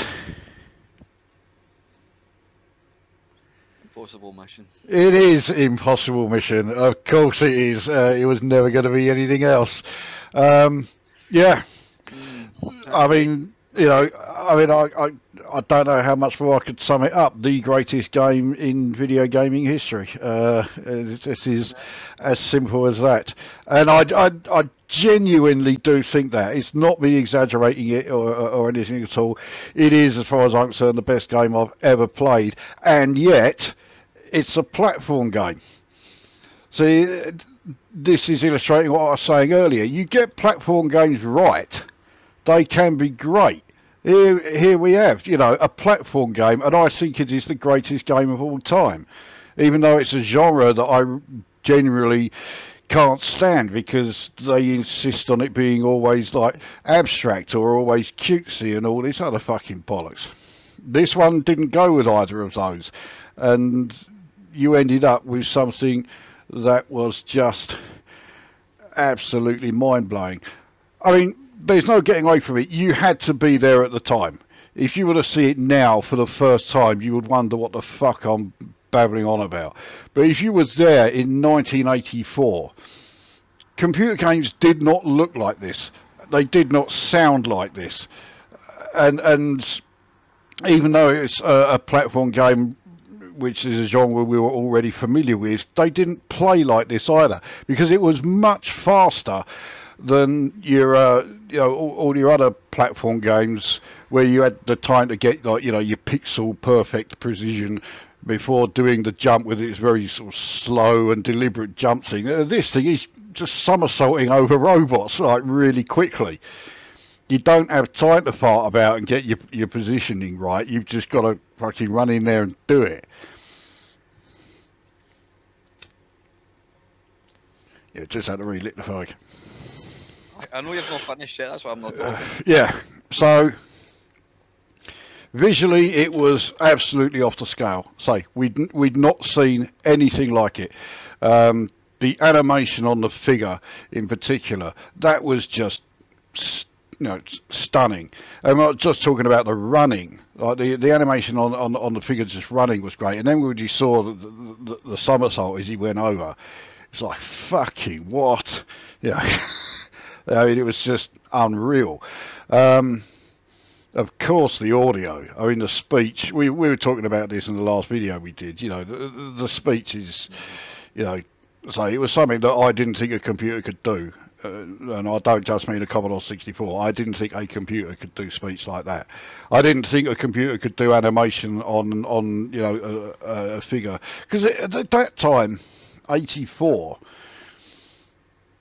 If you're playing like even an arcade game, right, it was generally like a spaceship you were moving about, so there was no need for animation. And if you were moving a figure around, it would be like Mamemeister, you know, limited, like, you know, about 3 or maybe 4 at most frames of animation. This thing had 16.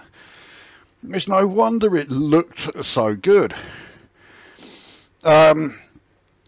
And then when you're in the actual rooms themselves, the robots, the design of the robots was fantastic. When they fired the electric pulses out at you, it really did look like it was firing out these bursts of like electrical energy. And the audio matched it perfectly. It really sounded like they were firing these electrical pulses. It just did everything right. Now, if it was a modern game, right, yeah, it had the audio and the sound, the gameplay would be non-existent. This did not have that. The gameplay was absolutely spot on. There was no way that you were going to be able to take the easy way out. You didn't have a gun. You weren't going to be able to shoot the robots and say, there you go, right now I'll just run around and do it. You had to get over them and be able to search all of these items for, you know, the bits of the pass card. And the robots are still going to be there. You've got to just keep on avoiding them all the time. It just got it all right. Over to you.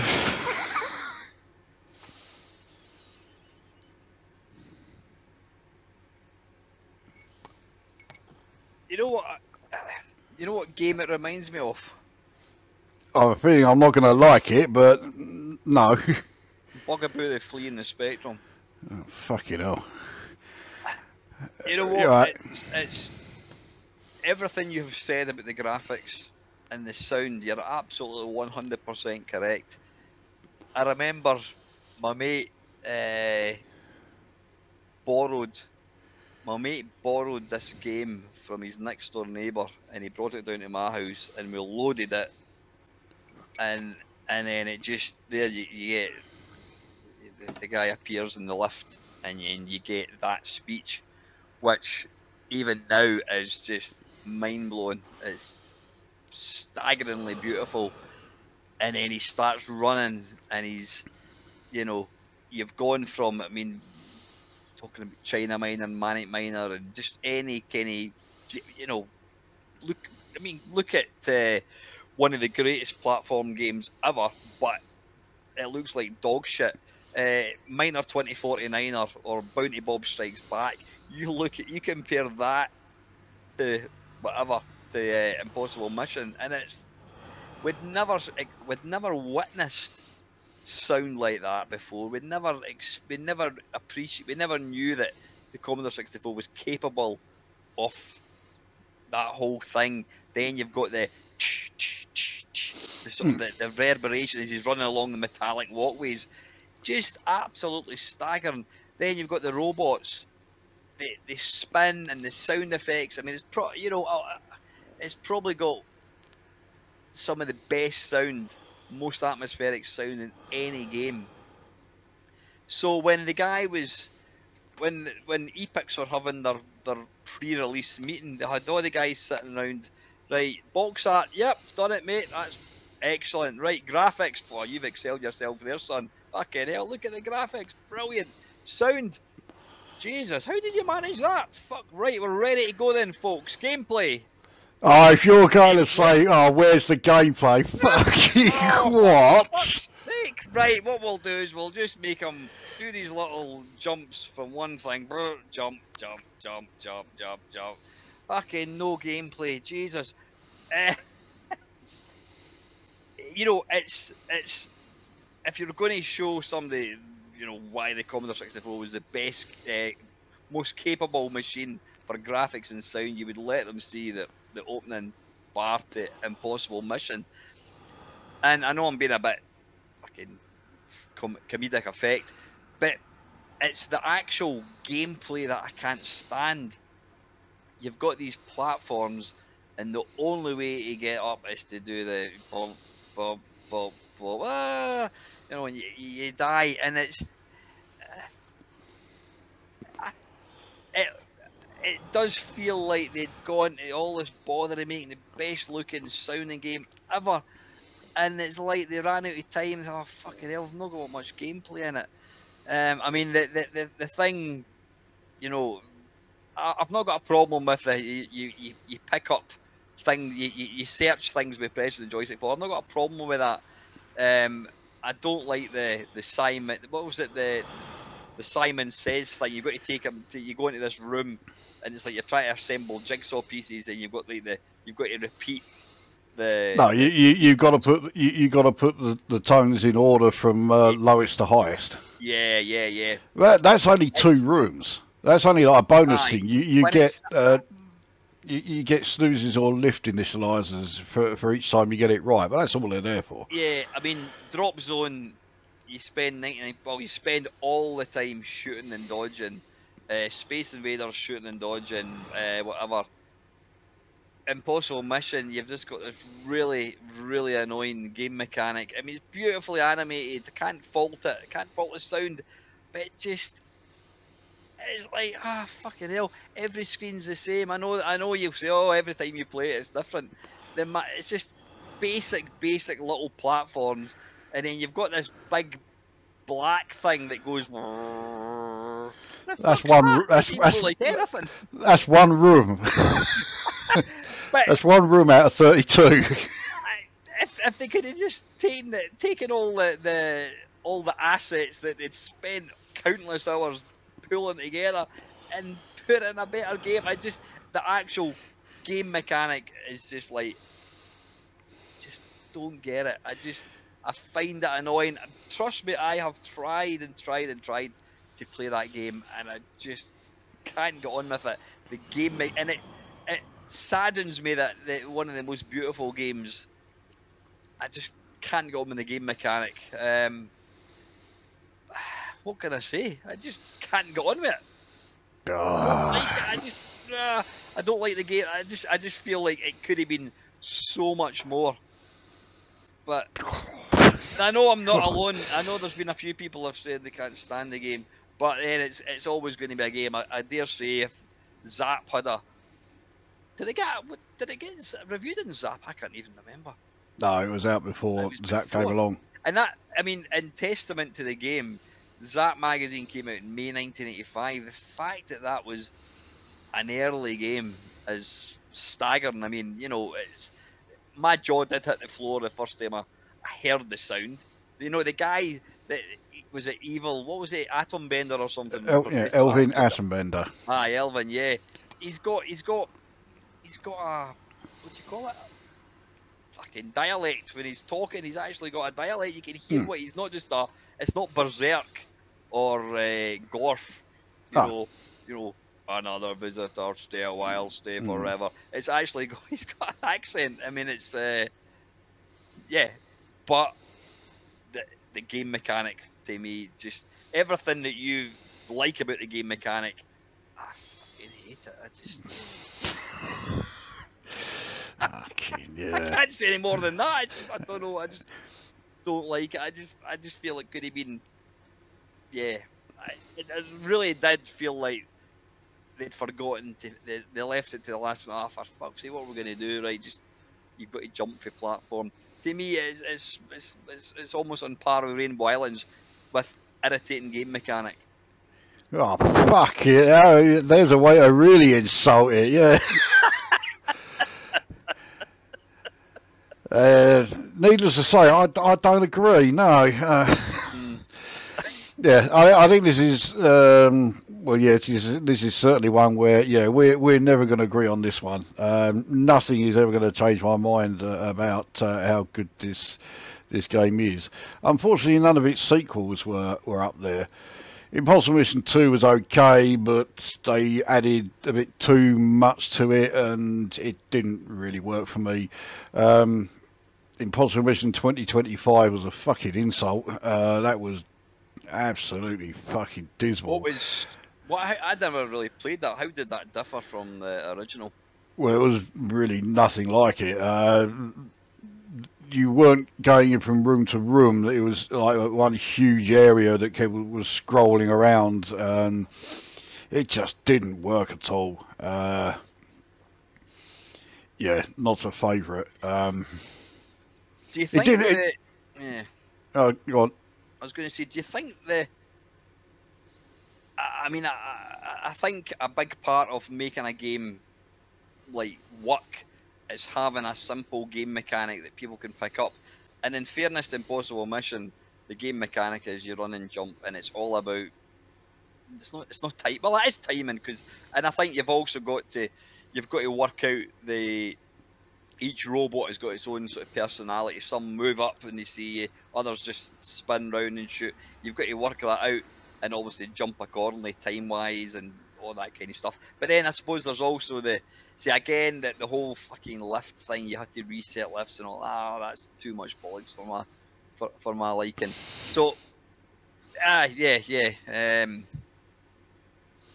I mean, there weren't that many rooms where being able to reinitialize the list was vital. There were a few, but the majority of them you'd be able to get through them even if you moved them all around and that and cut yourself off somehow. But as long as you've searched everything in there and then are able to get out, that's the only thing that matters. Because once you've searched everything in the room, you've got no reason to go back there.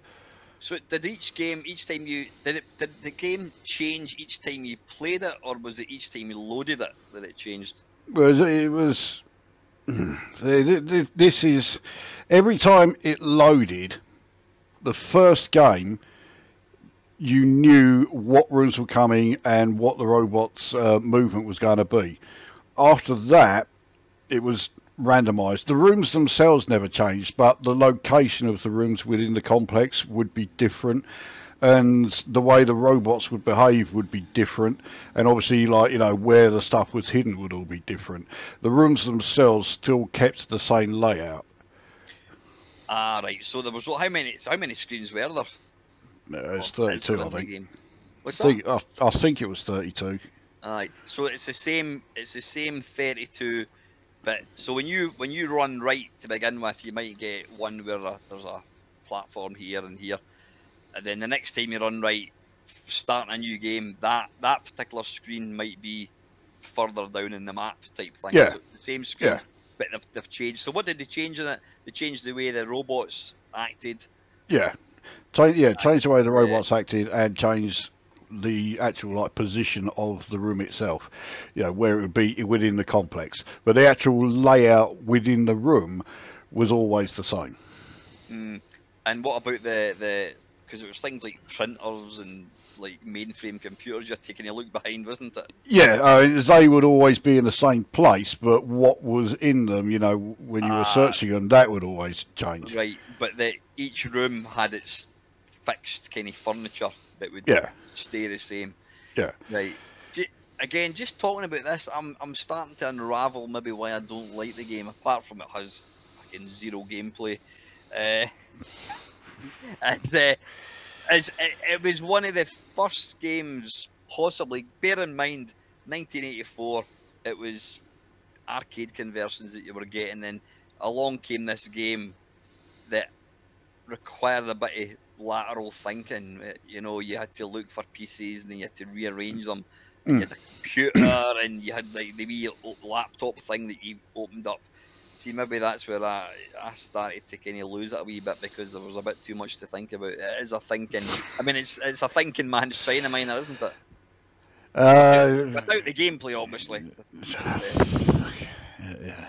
Yeah, I'll just go along. Yeah, okay, yeah, that's exactly what it is. Yeah, thinking man's China miner. Oh dear. So what, I mean, would you agree that the gameplay? Would you agree that the gameplay is quite simplistic, or is there a lot of strategy? Well, no, I would not consider this like, you know, a strategy type thing. I mean, the gameplay is relatively, I suppose, simplistic. You know, you got to jump around on platforms and search items, but it is absolutely good enough. It works. It works See, fucking well. there's a game that you like you like games where you have to look for things. And one of the perfect games that I never really rated, and you rated it, and then I went back and looked at it and goes, that's actually really good. And it's, well, it's similar, but similar, look for things, as Frankie Goes to Hollywood. It's just That's a great one, yeah. Yeah, and I would agree with you. That was a game that I never really, I didn't get on with, and then after you mentioned it, I think that was the video I had to go back and play the games. And so that's, again, about looking for things. You quite enjoy that, kind of the whole... Yeah, I liked the old arcade adventure style games. I suppose you could say that Impossible Mission was one of the early sort of like arcade adventure type games.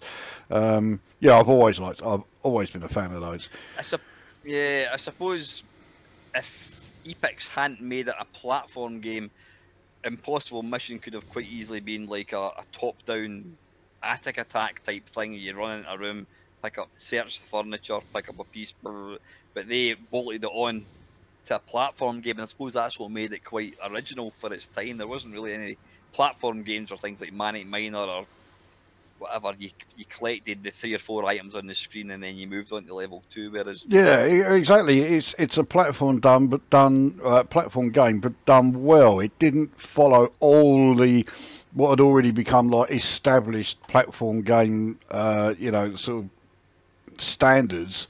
It did its own thing, and it made platform games so much better, except that no other platform games decided to follow suit. They all stuck with the whole, let's make it either, you know, either abstract or cutesy and keep it shit, you know. When you consider how many, I mean, you know, I'm in this sort of minority thinking I would never ever say it's a shit game. It's not a game that I like, but nobody else really jumped in the bandwagon. Though Sean Southern, again, who was on my live stream on Sunday, did admit to completely plagiarising the character for Hero of the Golden Talisman, albeit his wasn't quite as good animated. Yeah, it was bloody obvious he had done. Yeah. I mean, I loved Hero of the Golden Talisman, but I remember, first time I played it, I thought, I wonder where this came from. Mastertronic did the same thing as well with the game Kane. They just blatantly took it from Impossible Mission. They just put a hat on him, you know, and that was it. They actually ripped the sprite. I mean, the whole animation. Yeah, completely. Yeah. Yeah, it's interesting though that no other game that came after that, as you say, that there was no any other platform games that, I mean, because Impossible Mission was I know not in your book it's not, but in my book it is a sort of it does require an element of sort of trying to work puzzles out, whereas platform games you collect that. It was the only part you had to work out was where they jump, where they go to get that gem, and then you move on to level 2. But interesting that they never really followed it up. That other companies didn't jump on the bandwagon. Wonder why. I think there is one game that sort of followed the Impossible Mission idea, rather vaguely, but I do think it sort of followed it. I'm not going to say anything more about it, but it's going to crop up. Right. Okay. Right. Listen, I'm going to give you my choice number 4, and I've changed it, and I've just realised, but I'm still going to go with it anyway. I've got it arse for elbow. I've picked a game that I know you like and I dislike, so I'm just going to go with that one anyway, because my choice that I've swapped it with was Sensible Soccer. All right, I much prefer Kick-Off 2 to Sensible Soccer. Yeah. I wasn't a big Sensible Soccer fan. My number one reason for not liking Sensible Soccer too much was that all the characters and the ball and that were all really, really small, and it was hard to really see a hell of a lot what they were doing, especially if both teams had like quite colourful kits. Aye, similar It colour. was, Yeah. it was really hard to tell the difference. Now with Kick-Off 2, it was much easier. So that was one of several reasons, but yeah, that was the main reason why I much preferred Kick-Off 2. I just thought it was a better game all round than Sensible Soccer. Yeah, I'm glad I changed it because obviously you don't hate Sensible Soccer. I thought you might have actually. So anyway, that was my choice. And I'm certainly not a fan of it, no, but I don't, detest it or anything. Yeah. So I'm going to go with this. So my fourth game is one that you like and I dislike. It doesn't matter. I know that technically should be your choice. Hopefully, I've not picked one that you're going to pick. Have you got any shoot 'em ups in your list, by any chance? Sort of. Right. Okay. This game is an arcade conversion. No, it's not. No, it's not. It's not one that I've chosen. Then it's an arcade conversion that I like and you don't. Oh, wait a minute. Right, I'm going to tell you this game, but then I've just. Right, no, I'm going to tell you about this. The one I'm talking about just now, I'm going to tell you about it later on. I've just nailed what the game I'm going to go for. Yeah, I think I know which one you're going to choose as well. But yeah, go on. It's an arcade game. It's a shoot 'em up. It was released by. Is it IREM? Oh, so it's yeah. Okay, right. Which one? R-Type. It had to be I-Type or R-Type 2. Yes. Yeah, R-Type. The reason I like the game, I remember seeing it in. There was a little arcade that I used to go to in a place called Bathgate. I used to do day release from. Oh no, Bathgate. Yeah. Yeah. That's where David Tennant's from, isn't it? Well, that's right. Yeah, it is actually, and that's where. What's his name? Stuart Campbell used to write for Amiga Power. Alright. He was in the same class as my mate Kenny at school. Anyway, I digress. R-Type, we used to go to this little arcade. At lunchtime, we used to go and get a bag of chips and we would go to the arcade. And I used to just generally watch my mate Kenny playing all these games. And one game that he never played, but it always caught my eye, was R-Type, and it, for a game that came out, I don't know when it came out, in 1986. It's either 86 or 87. Are we talking about the coin-op original here? Yeah, the coin-op. Yeah. Yeah, I think the coin-op version here. I mean, graphically it was stunning. But I was going to say we're talking about a game earlier on. I think that was before we started recording. Alien, it had kind of Geiger-esque graphics. I mean, visually, R-Type just was like something that nobody had ever seen before. It's like, fucking hell. The sound effects, the game mechanics. It's the first game that I can kind of recall where you had like a kind of a power up that you could kind of detach from, whatever. And it's not a game I played at all in arcades. And then when MAME came along, I thought, fuck, I can now play this game. And I just think it's a great game. Maybe because I'm quite good at it. I'm actually better at the arcade version than I am at any other version. I just enjoy it. I enjoy the whole visual element of it.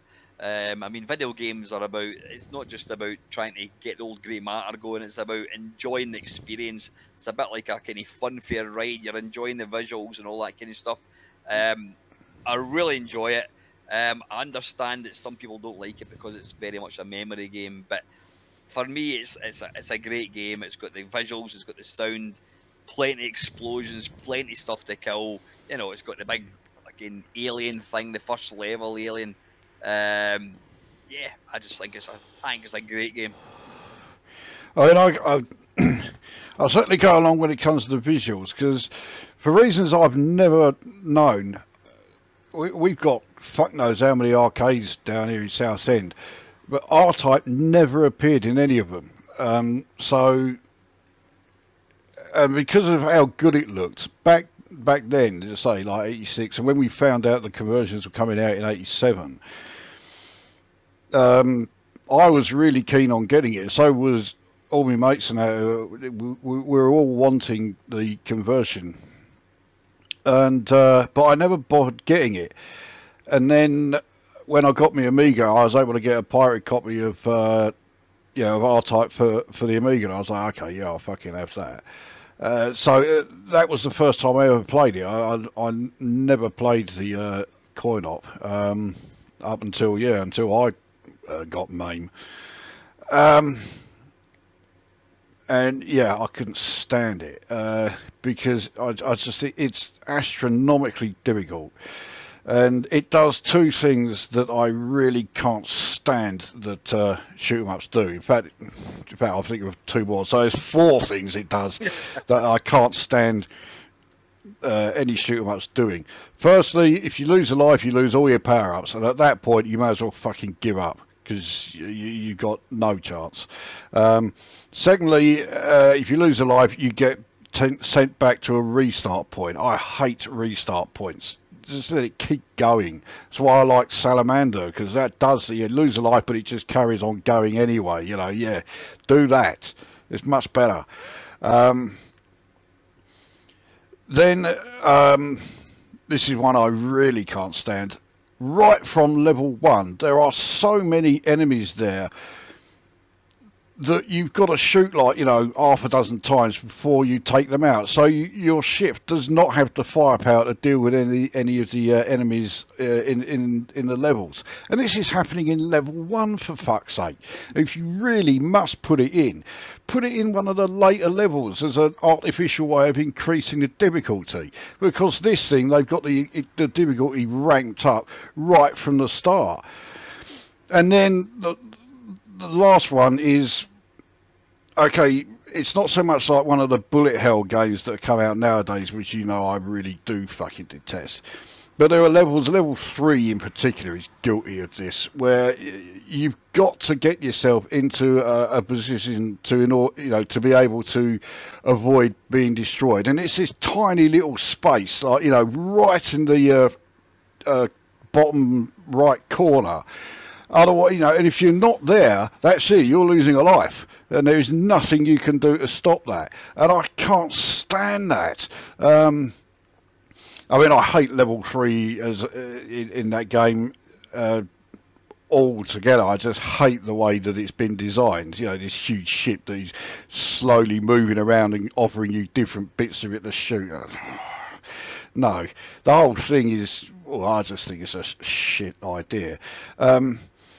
So yeah, the difficulty in R-Type is purely down to, like, really, I think, shit game design. Yeah, I just can't stand the thing. It's interesting everything you've said there. You're saying it's the most difficult, like you've said, it's the most difficult game ever.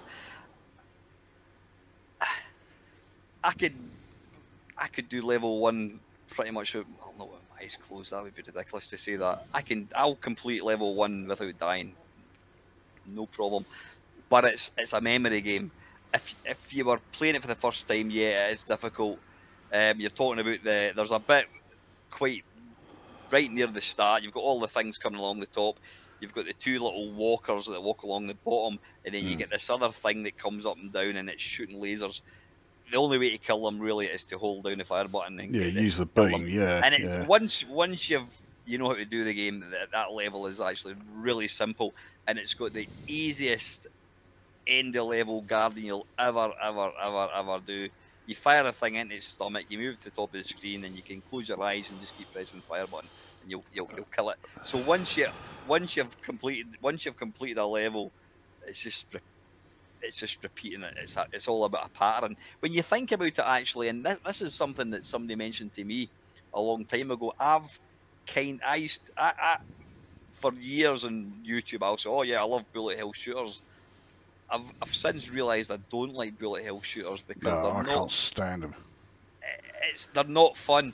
And a mate said to me a long time ago, bullet hell shooters are actually just puzzle games. When you get all these bullets coming down the screen like that, and they're dispersing, it's all about just you've got to just weave. It's just weaving. It's not really shooting things. You've just got to kind of steer through it. And when you think about it, R-Type is pretty much an on rails shooter. although it gives the impression of being in this open world, you can move up and down and left and right. As you say, level 3, you've got this big ship and it's moving up and down all the time, and you've got to navigate down to the bottom, and then there's a little gap, and as that's coming down, the only way you're not going to get crushed by being in this little gap. Then the same with the snakes that come around, they'll twirl about. You've got to be perfectly positioned. So R-Type is a 100% memory game. I've played it enough that I can get fairly far. I'm quite impressed that you've got to level 3, considering how much you hate the game. Yeah, probably couldn't do it every time, but well, it also helps us. I did, well, I reviewed the Amiga N64 versions. The 64 version I reviewed was fucked up. So I did level 1, which I couldn't believe. And then it skipped level 2 and it loaded up level 3. I don't know why it did that. So yeah, it was yeah, right old bollocks up that. But I do, and I actually, so I'm going to disagree with you here just once. Just once in this entire video. Right, okay. Once, no, sorry, in the last 30 seconds anyway. I agree with you and disagree with you. I agree with you that games. We're talking to you, Nemesis, or if you're from America, Gradius, whatever it's called. You get all these weapons and bloody slap fight. That's the fucking world's worst game for that. You get all these weapons, and then you get hit, and then you become. You're not just reduced to a spaceship that's got. It's the only weapon you've got is a pea shooter. Actually, you're on the slowest speed. Yeah, you've lost all the speed ups as well. Yeah, impossible. It's impossible to. Yeah, you can't move quick enough to avoid anything. Yeah. Maybe not impossible. If you're really good at games, you might be able to do it, but it's almost impossible to recover. R-Type, you can recover fairly easily. You can pick up. There's quite a few times where I'll die. I'm not paying attention. Oh, fuck's sake, I die. There's a bit in R-Type where you're going through a wee gap, and there's all these little like aliens. Literally, like they look like wee aliens with their big heads. They're kind of floating about. You die there. But you do get given power-ups fairly quickly. So I would disagree with you in that part that you can actually recover fairly easily at R-Type. Games like Nemesis and Gradius, they are impossible. Now, well, Nemesis, yeah. I don't think so. Gradius 3 and 4, yeah, I would definitely go along with that with those two. And Vulcan Venture, yeah, Nemesis 2. Yeah, so those three, yeah, I'd definitely say they're stupidly hard. So the only one that I think wasn't too hard as far as like if you lost all your power-ups was Salamander, because you had the chance to go up and grab them all before they disappeared off screen. So yeah, yet again Salamander wins as far as the horizontal shooters go. If you remember a couple of minutes ago before I picked R-Type, I picked a game and then I realised, wait a minute, I've got this arse for L, but I've picked a game that you like and I dislike, and it's Salamander. You don't like Salamander?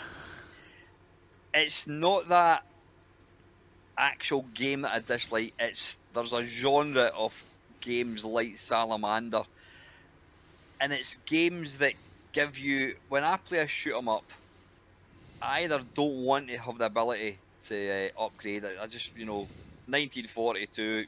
You know what you've got. It's simple. You know exactly where you are. Game or something like maybe Nemesis, you can at least say, right, I'll pick up that, but I'm going to try and get this, I'm going to try and get that.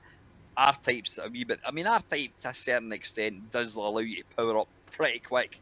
Salamander, within 30 seconds of playing the game, you've got about 5 weapons. Yeah, there you go, there you go, there you go. It flings them all at you, and you've got this mega powered up ship, and you've not earned it. Yeah, there's no denying that. I mean, yeah, within the first minute of level 1, you've got you got 4 options. You got the rippled laser. You've got everything that you need. You've even got the force field. It kind of makes up for it in a bit of a twattish way, actually, because you don't get a hell of a lot of power-ups from that moment on. Like level 2, 3 and 4, well, level 4 throws out quite a few, but level 2 and 3, they barely send any your way.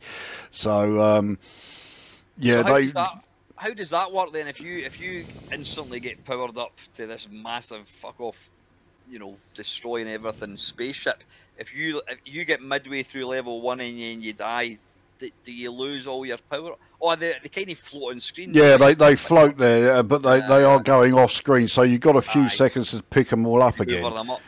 Yeah. So there is a way of you could look at it as it's a bit easy, but then Salamander is not easy. I usually get to like the boss of level 4, but that boss is so fucking difficult. It's unreal. Yeah, I've been able to get past it a couple of times, but that is it. So yeah, level 5 is the furthest I can get in that. The game's tough. Yeah, is that the arcade one you're talking about? Yeah, yeah. I mean, the Commodore 64, I did have a video which I've never got around to actually recording, and it was like shoot 'em ups that, you know, pushed the C64. And in fact, no, I'm talking bollocks. It was a arcade per for my arse. And the C64 version of Salamander is astonishing. Unfortunately, it's only got 4 levels, but you know you can't have everything. When you compare the Commodore 64 version of Salamander to the Spectrum and the Amstrad ones, fucking what? you look at the Spectrum and Amstrad versions and you think, did the cunt that made this actually play Salamander before? Because it sure as fuck don't look like it. It's got restart points, for fuck's sake, you know. Yeah. I think there was I'm sure, what was the guy that did the graphics on The Last Ninja? Is it Hugh? No idea. Hugh something or other. He did the loading screen for oh fucking hell, the Sentinel. You know, the big massive eye. Oh yes. My guy, he did that. He was one of these guys that you could download. He used to do pictures on like CompuNet, and he was like he was like the Rob Hubbard of graphics. Really good. I'm sure he did the graphics for what do you call it, for The Last Ninja. Certainly did the graphics for the first one. I think he did the graphics for Salamander, and that's why the C64 version, excuse me, looks as good as it does. Really, really impressive. I think it was also a multi-load as well, if I remember rightly. Yeah, it was. Yeah. No, I never actually had it for my 64. I knew someone who did, but yeah, I never bothered with it. I'd just go and play the coin-op version down a sleep run if I wanted to play it. That's the problem now. Why bother with the kind of diluted versions? But no, I mean, the C64 one is bloody impressive. It looks great. It plays brilliantly. There's no slowdown or anything. It's a really, really, really impressive version. Yeah, plenty of slow down the coin-op original, but I actually didn't mind it. Really? Oh yeah, it slows down quite a bit in levels 1 and 2, actually, and 3 as well. Yeah, okay, it slows down in all of them. So it's authentic, if nothing else. It's clearly giving the hardware that the thing had quite the workout, but I didn't mind it because when it slowed down, it gave you a bit more time to react. So yeah, I was okay with that. So yeah, anyway, yeah, R-Type, yeah, there we go.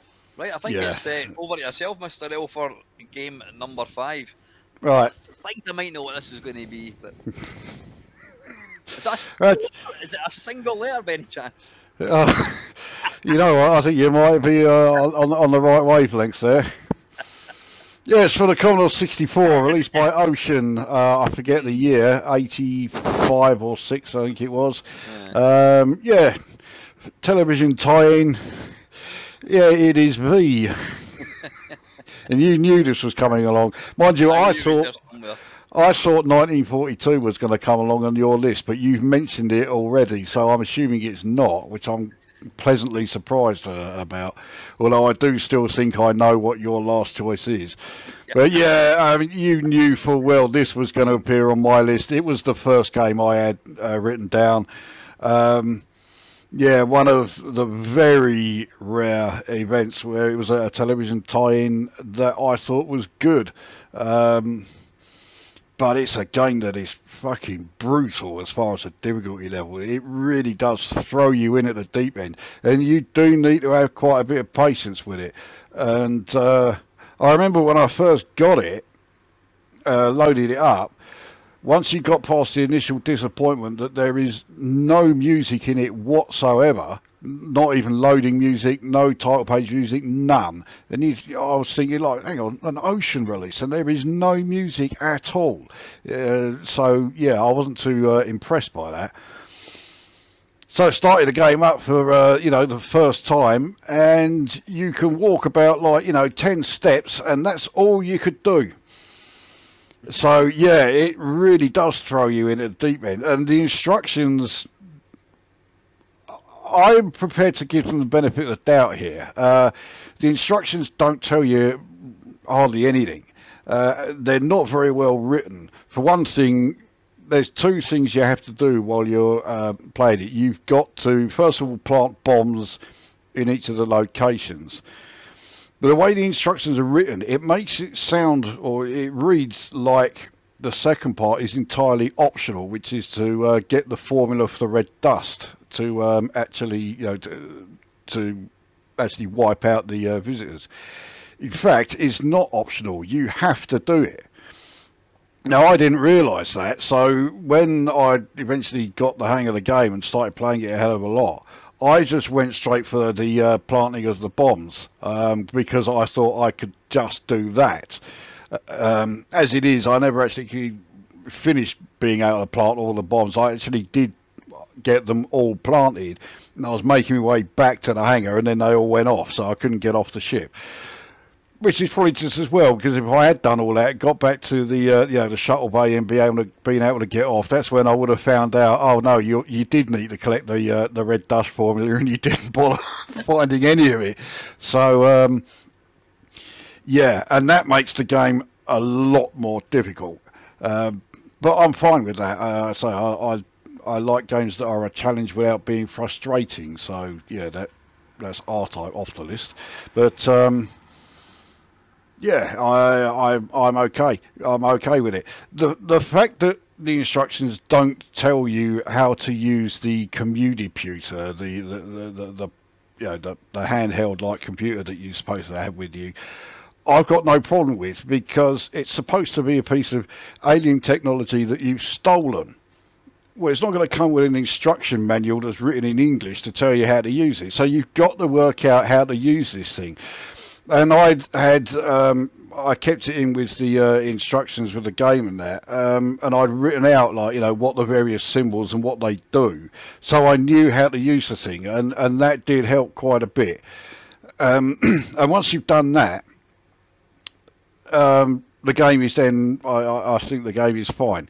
And it does have those sort of like Impossible Mission vibes. This is what I was talking about earlier, because the animation on the sprite is reminiscent of it. I wouldn't say it's similar. It's nowhere near as good, but it's definitely taken its influence from Impossible Mission.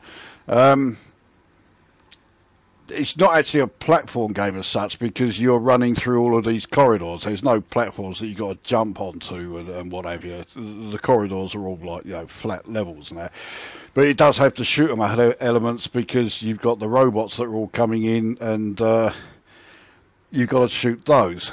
The actual like content that is related to the television series is, shall we say, rather sparse. I mean, there is no sign of any of the visitors themselves anywhere in the game. So it's these robots that are flying around in the ship that you're dealing with. No visitors at all.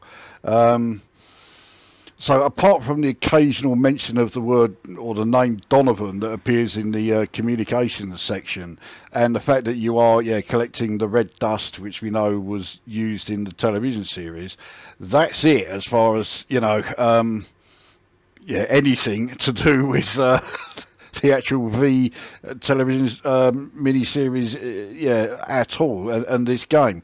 So it is quite threadbare. I can only assume this game was in development before they got the V license, and they decided to just stick this game and give it a couple of, like, you know, very tenuous connections to V and say, yeah, that'll do. That's V now.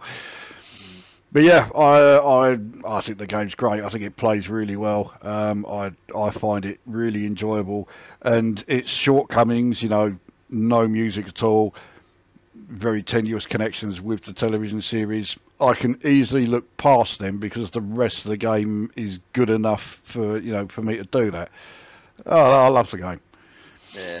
Do you think it was a deliberate game mechanic to make the instructions sparse to force the person into trying to figure out what they're supposed to do? I think partly that. The instructions were badly written, there's no doubt about it. But I think the decision to, like, not tell you how to use the handheld computer, I think that was deliberate, and I do think that helps. So yeah, you had to have, like, you know, some practice goes where all you're doing is figuring out what the actual buttons on the computer actually do, and then yeah, make a note of it so that you will know for, you know, future goes of it. Yeah, so you had to work that out for yourself, and I think that was done on purpose. Or say, I'm prepared to give them the benefit of the doubt that was the intention. There's a bit of a pattern for me here, because the girl at my work, who's a massive Baldur's Gate, is it 4 fan? She was saying to me today that they deliberately fling you in and you've kind of just got to try and figure it out. And I know that you're a big Baldur's Gate 4 fan. I don't want to have any spoilers because you're going to be doing some videos. But yeah, I mean, you enjoy, it's quite clear with this video and obviously the time that I've known you, you enjoy having puzzles to figure things out and all that kind of stuff, where I'm like, oh, holding down fire button doesn't open a door, I'm out. The problem for me with V, well, one, I'm not a science fiction fan, apart from, you know, like Alien and Star Wars and that kind of stuff, but I never watched V, I've never seen V in my life, so that the license didn't mean anything to me. Zap gave it a pretty mediocre review, I think. Yeah, they gave it 40%. Was it 40? So right away, I was onto Plums. I'm like, not interested. It's shit. I think I got a copy of it. I loaded it up, and I thought, oh, this is actually pretty good. It's, you know, it's fast. It's kind of my type of game, running left and right, shooting things. And then you explained earlier on that you're in this tiny little. You can only literally move 2 or 3 screens, and that is it. You're limited, and I could not figure out how to get out of that, and so the game was lost on me. You know, if you put the effort in to get beyond that, then suddenly the game opens out, and I think I'm probably not the only person that, you know, that thought that Ocean almost shot themselves in the foot with making it so difficult. If they'd made it maybe slightly more accessible, then more people would have seen more of the game and goes, this is actually a pretty good game. But unless you were like you, who's a sick man who likes to be able to take things and puzzles and figure out, you don't even get instructions, you've got to work it out. You love all that kind of stuff, but for folk like me who's a bit stupid, I was like, oh, I can't play the game. I gave up. And then, I mean, the funny thing was, a couple of years ago, we did I don't know, a live stream or whatever, you were trying to explain to me exactly what I had to try and do. Yeah.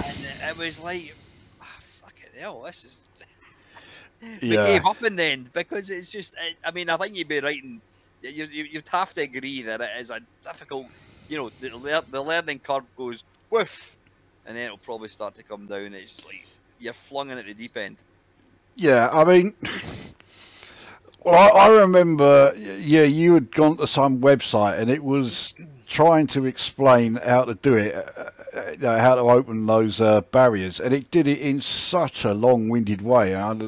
I was thinking, yeah, no wonder you didn't know what the fuck it was going on about, because it was no reason at all for it to have been written as complicated as it is. All it is just a simple, like, number puzzle thing. You get these symbols. You've just got to make sure the symbols are all showing the same symbol right the way across.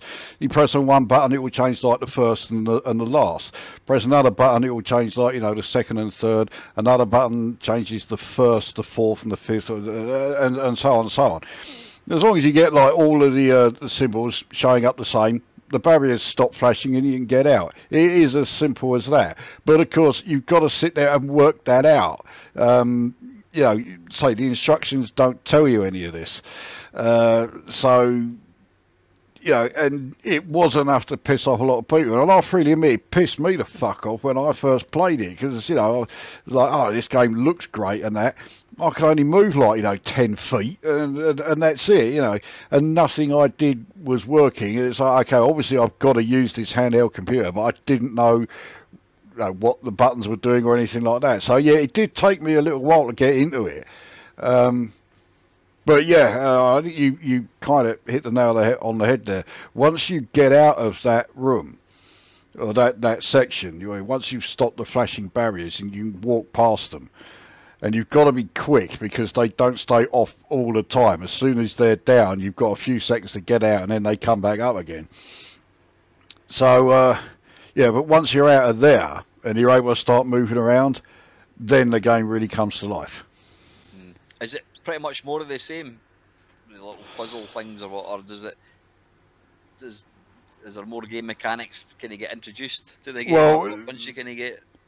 No, you've whenever you find any of the major rooms that you've got to go to, especially when it comes to getting the formula for the red dust, you've got to go through that business again. You've got to open up the barriers, get in there, take the formula or the part of the formula, because you've got to go to, I think it's six parts you've got to get.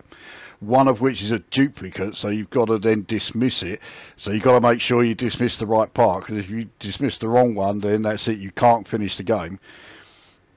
And then, yeah, once you're in there and you've picked that up, that usually takes so much time that you've got to bring the barriers down again and then get back out. But when you're playing it, what you need to do, because there is a time limit, but the time limit doesn't start until you've placed the first bomb. So really what you want to do is you want to get the 6 parts of the red dust and get that bit done before you then start laying any of the bombs, because then your time limit's just fine. You can take as long as you fucking like. But once the first bomb's down, that's it. You've got to, you know, lay the other 6 charges and then get out of there before the time limit comes down. Have you completed the game? No, I've not even got close. So the instructions gave me the impression that getting the red dust formula was optional.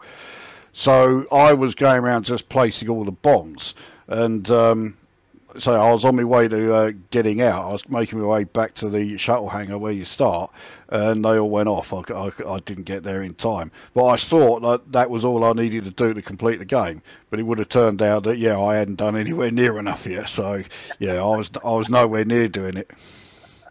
Is there other games that you think you can get right to the very end, and then you find out because you didn't do one thing right at the very start, you can't complete the game? I mean, I always think that's a really unfair game mechanic. I think, like, is it Ghosts and Goblins? It's the hardest game, fucking bar none, and I mean even China Minor. You get to the end of that, and it says you've then got to complete the game again, but this time without the armor. Yeah. Is that right? Aye, fucking hell. I mean. Do you think what probably prompted the poor score in Zap and people like myself, it was just that you've really got to stick with it. I mean, why did you stick?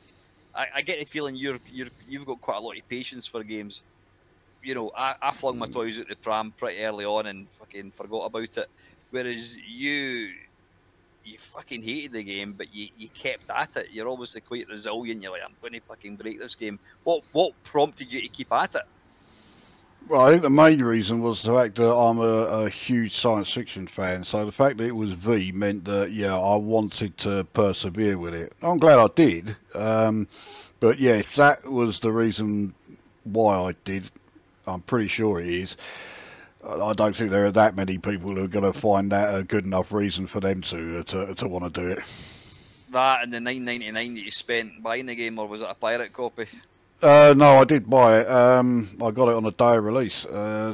So it could be that.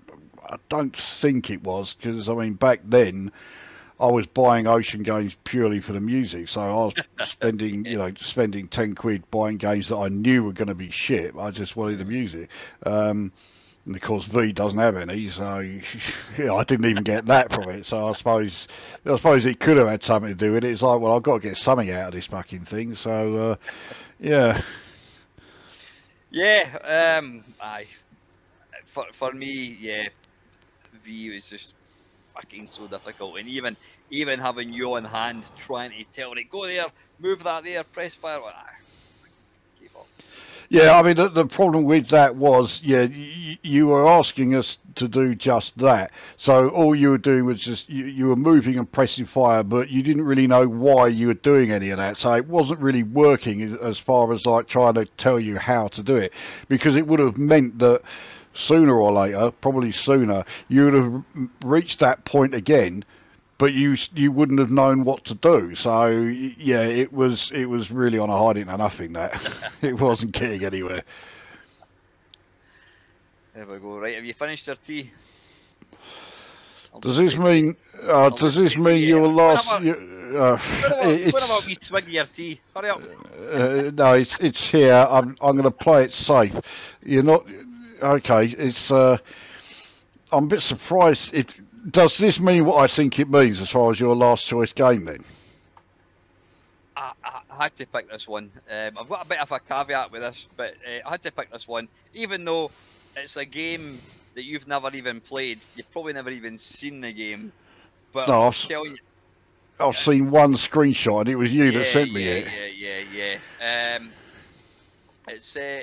The surprising thing is, you're a bit of a simulator fan, are you not? Yeah, but I mean, within reason, simulating a power washer doesn't really grab me. No. You've spoiled it. You've spoiled it. Yeah. Power wash simulator. Jesus. I just add, I was absolutely convinced you were going to choose a Pidgeot. I thought that was going to be your last game. So I'm rather amazed it's not on there.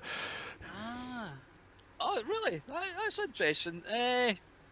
You know what? I never even contemplated picking that one. But yeah, I'm not sorry you haven't. Now that you've mentioned it, yeah, I do know that's one you just absolutely despise. Yeah, I can't this has got a stand bit of a rubbish choice. Power Wash Simulator. I mean, the reason I started playing this was because I signed up to a thing called Game Pass. You pay, I think it's going up to 10 quid a month, and you've got all these games that you can play. And this appeared. Fucking Power Wash Simulator. Yeah, downloaded it, or you can actually stream it. And then about 5 hours later, my daughter's like, "Dad, what are you doing?" "Oh, I'm just finishing this," and it is quite literally, it's quite literally simple as it sounds. It gives you things to clean, and you have to power wash them. You get money. You get given jobs to do. You get money. You can upgrade. So you've got like, different professional. You've got extensions and all that kind of bollocks. And even I can figure that bit out. But it's about the closest to, if you like jigsaws, it's the equivalent of an electronic jigsaw. It probably scratches my OCD itch when it comes to. You can complete a level with like 99%, but where's the fun in that? If you get whatever it is, a car, it'll say right, the front bumper, the left bumper, the rear mirror, blah, blah, blah, and you can go into a list and looking for that 1% of dirt. It sounds ludicrous.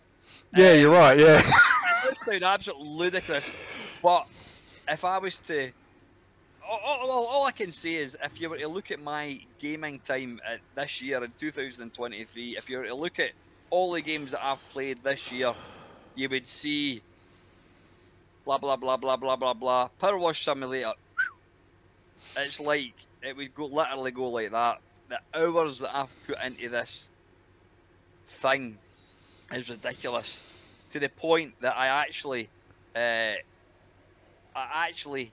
made a ban. I banned myself from playing it because I was coming in for work and I was like, right, I'm gonna watch a film tonight, or I'll try and record a video, and then I'd have my dinner, I'd sit down, I'd put it on, I'll just finish this wee bit,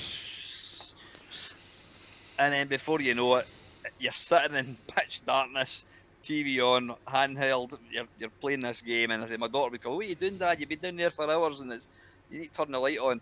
And I have lost so many hours. So does that mean it's a good game? I have no idea.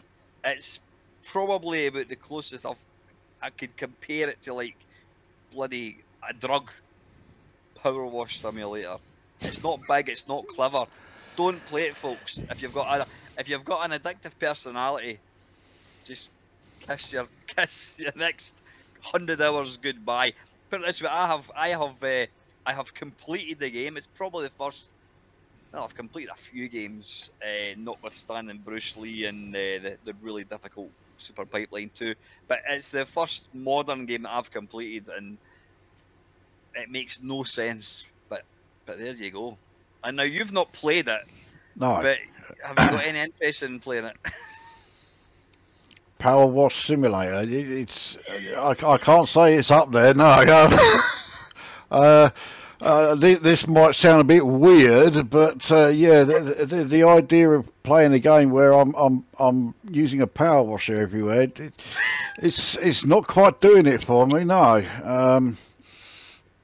I'm utterly fucking mystified by that one. Yeah, it doesn't do anything for me, that. I'm as mystified about the whole thing as you are, trust me. I've never played a game that's like that. I like games where, I don't know, how can I describe this? Like, I loved Fort Apocalypse because there's bits, once you get into the caverns of the game, you've got these big massive walls, destroyable walls. I love being able to, like, destroy things and seeing it get less and less and less and less. Then eventually you rescue the scientists, whatever. And Power Wash Simulator is kind of like that. You've got this thing, excuse me, and it's filthy. And the mere fact that you're power washing it, you know, shh, and it's clean, and you just keep going and you keep going.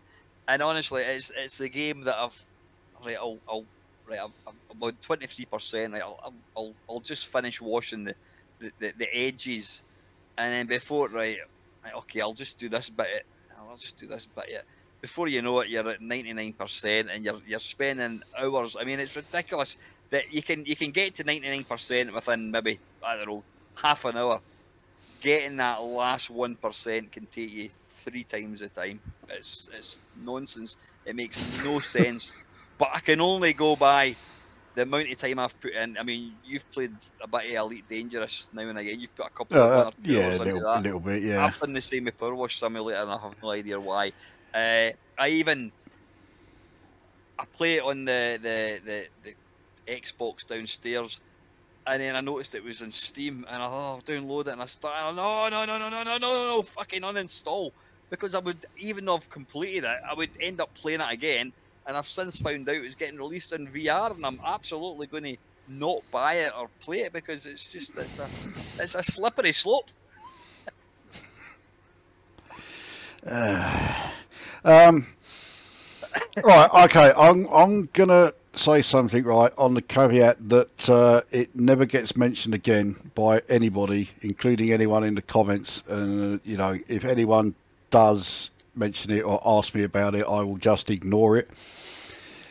But here goes. Right, 3 months ago, I was diagnosed with clinical depression and anxiety disorder. Okay, about 4 weeks ago, I started going to these like therapy sessions for it for people who have like these various like mental disorders.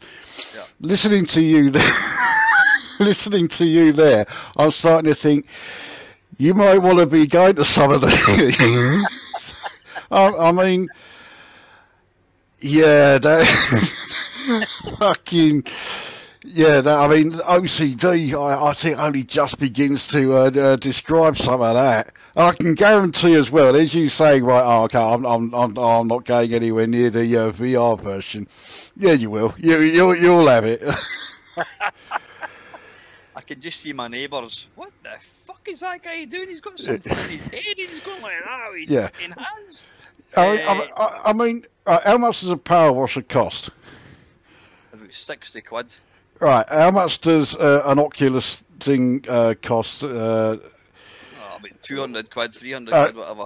Okay, so you could buy 5 power washers and actually do the real thing, or you can get an Oculus thing and do power washer VR. Yeah. The thing is, I was at my girlfriend's house in the summer, and I borrowed a power washer from my work, and I power washed her slabs.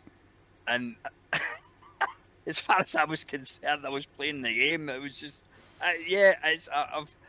it's the only game I've ever played that's had that effect in me, and I don't recommend anybody plays it. I mean, you were talking about a game. Yeah, it was bloody dangerous.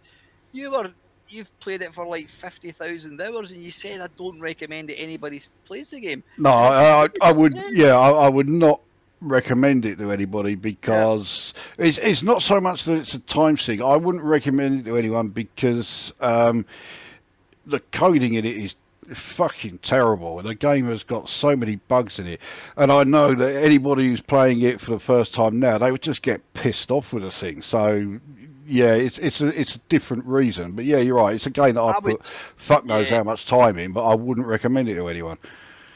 Power Wash Simulator, I don't know. I've got mates that have. I've got a mate that's completed. What was that? It was a game. I think it came out in Steam. Oh fuck! What was it? Mass Effect. And he said he put like 100 hours into it, and he's played it over and over and over again. And I'm like, fucking hell, that is a complete waste of time. And I always think to myself, do you get any pleasure from saying, "Oh, I've completed bloody whatever it is, Mass Effect"? I says, nobody's going to go, fucking well done, son, that's great. You get 100 million in Defender, folk are going to go, he's the man, he's a fucking dude, he got 100 million in Defender. Power Wash Simulator, I've completed it. Are you going to tell your mate that you've got a mate that completed it? No, of course you're not, because it's ridiculous. It's completely pointless. But it's like you've seen these things that kids that are autistic or whatever, they fidget. In fact, that's what it's called, fidgets. They're things that they just, and it's people who've maybe got nerves or whatever, they can just press these buttons. It's the same when people have got a clicky pen, they go click, click, click, click, click. That's Power Wash Simulator, and it does. I am extremely tidy. It's an uphill struggle with through the wall, but anyway. I'm certainly not, but yeah, there you go. I'm convinced that's a green screen that you've messy bedroom green screen. But Power Wash Simulator, yeah, it's not big. It's certainly not clever to play it. I don't recommend anybody plays it. If you've got an addictive personality, you like things being where they should be, then don't play it. Honestly, I don't recommend you play the game. But the reason it's on my list is because I've played it for such a long time, and it just draws you in, and before you know, 4 hours have passed. And what did you? I mean, I would go to work and go, "What were you up to?" "Oh, I watched fucking Aliens 2. What did you do?" I hosed down the Sphinx in Power Wash Simulator. I'm not doing a very good job of trying to convince you to play it, am I? No, but let's face it. The game is called Power Wash Simulator. You were always going to be onto a loser with that one, and you know. Actually, the one thing that I actually had before I've got Power Wash Simulator in brackets, but what I've actually got there is any game on a modern console, because I know you don't do modern consoles. No. And there's a lot of people like, oh, consoles, oh, they're for kids, blah, blah, blah, blah, blah, blah, blah. And the thing about modern consoles is, I mean, the best example I can make is, well, I'll finish what I was going to say. Modern consoles, you put a game on and it just works. There's no fanning about, apart from updates, whatever. But modern consoles, the newer ones, kind of get over that. The girl at my work, the Baldur's Gate 4 girl. 3. She bought 3, sorry. Unless she's got So yeah, she got access to the latest one, yeah. She's what was it? She played, and in fact, I'm surprised you've not mentioned it. Yeah. What's that game that came out fairly recently by Bethesda? Starfield. No, Starfield. Yeah. She bought it, and she said it's absolutely shit. She's got a really good computer. She spent about $3,000 on a computer a few years ago. It says that the voices are out of sync and all this kind of stuff. And I went, fucking console, it just works. So yeah, although it's not one game, consoles, if you want a sort of you might not get the best graphics, but yeah, you don't have to fanny about with stuff. And that's one thing that I don't miss with PCs.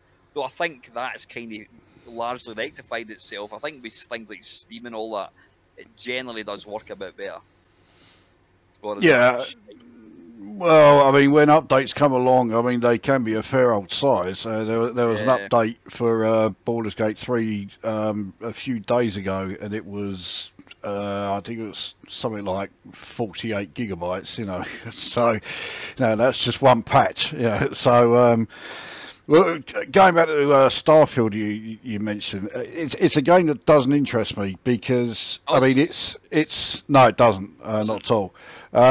Firstly, it's by Bethesda, so the rather like shit performance is that's typical of them. They never optimize their code at all. So you know the only way you're gonna be able to get it running really well is to spend, you know, like fuck knows how much on a real like top end PC. But the other thing is, right, yeah, I do love me role playing games, but I like fantasy ones. Science fiction role playing games don't tend to grab me all that much. And because Starfield is just an out and out role playing game, it just doesn't do anything for us.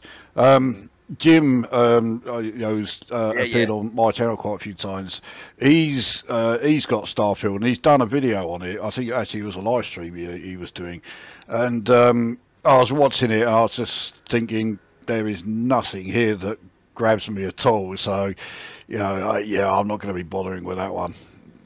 But interesting, you're saying that she's got the top of the range computer, and it runs like shit. So, as you say, just they haven't, whatever it is, they haven't optimized. They don't. No, they don't optimize their stuff at all. It's one of several things that Bethesda are rather infamous for. I wouldn't hold your breath waiting for it to like be improved. It will do eventually, but it's not coming along anytime soon. Anyway, listen. Just on the flip side of my OCD, as I like to do, it's coming up to 2:58:54, so I'm not going to let it run to exactly 3 hours. We're going to end the video beforehand. I'll say it again, once we cut out the piss break, it's going to be less than 3 hours anyway. So, yeah, there you go, folks. 10 games you might want to play, though I don't recommend you play Power Wash Simulator or China Miner unless you're sick in the head. But anyway. Yeah, God dear, what sort of cunt is going to want to play China Miner and Power Wash Simulator? Right, I'm off for a hot chocolate and I'm going to fire up. I'm going to take the dogs for a piss, and then I come back. I'm going to put on what was the game I'm going to play? You can't even remember it, yeah. Frontier. Yeah, Frontier, Elite 2. It'll be running optimised a lot faster than it should, so I will feed back and let you know how I got on with that. Alrighty, yeah. All right, Sounds... Mr. L, thank you very much for joining me. No doubt I'll see you again in another video. And until next time, folks, as always, thank you very much for watching.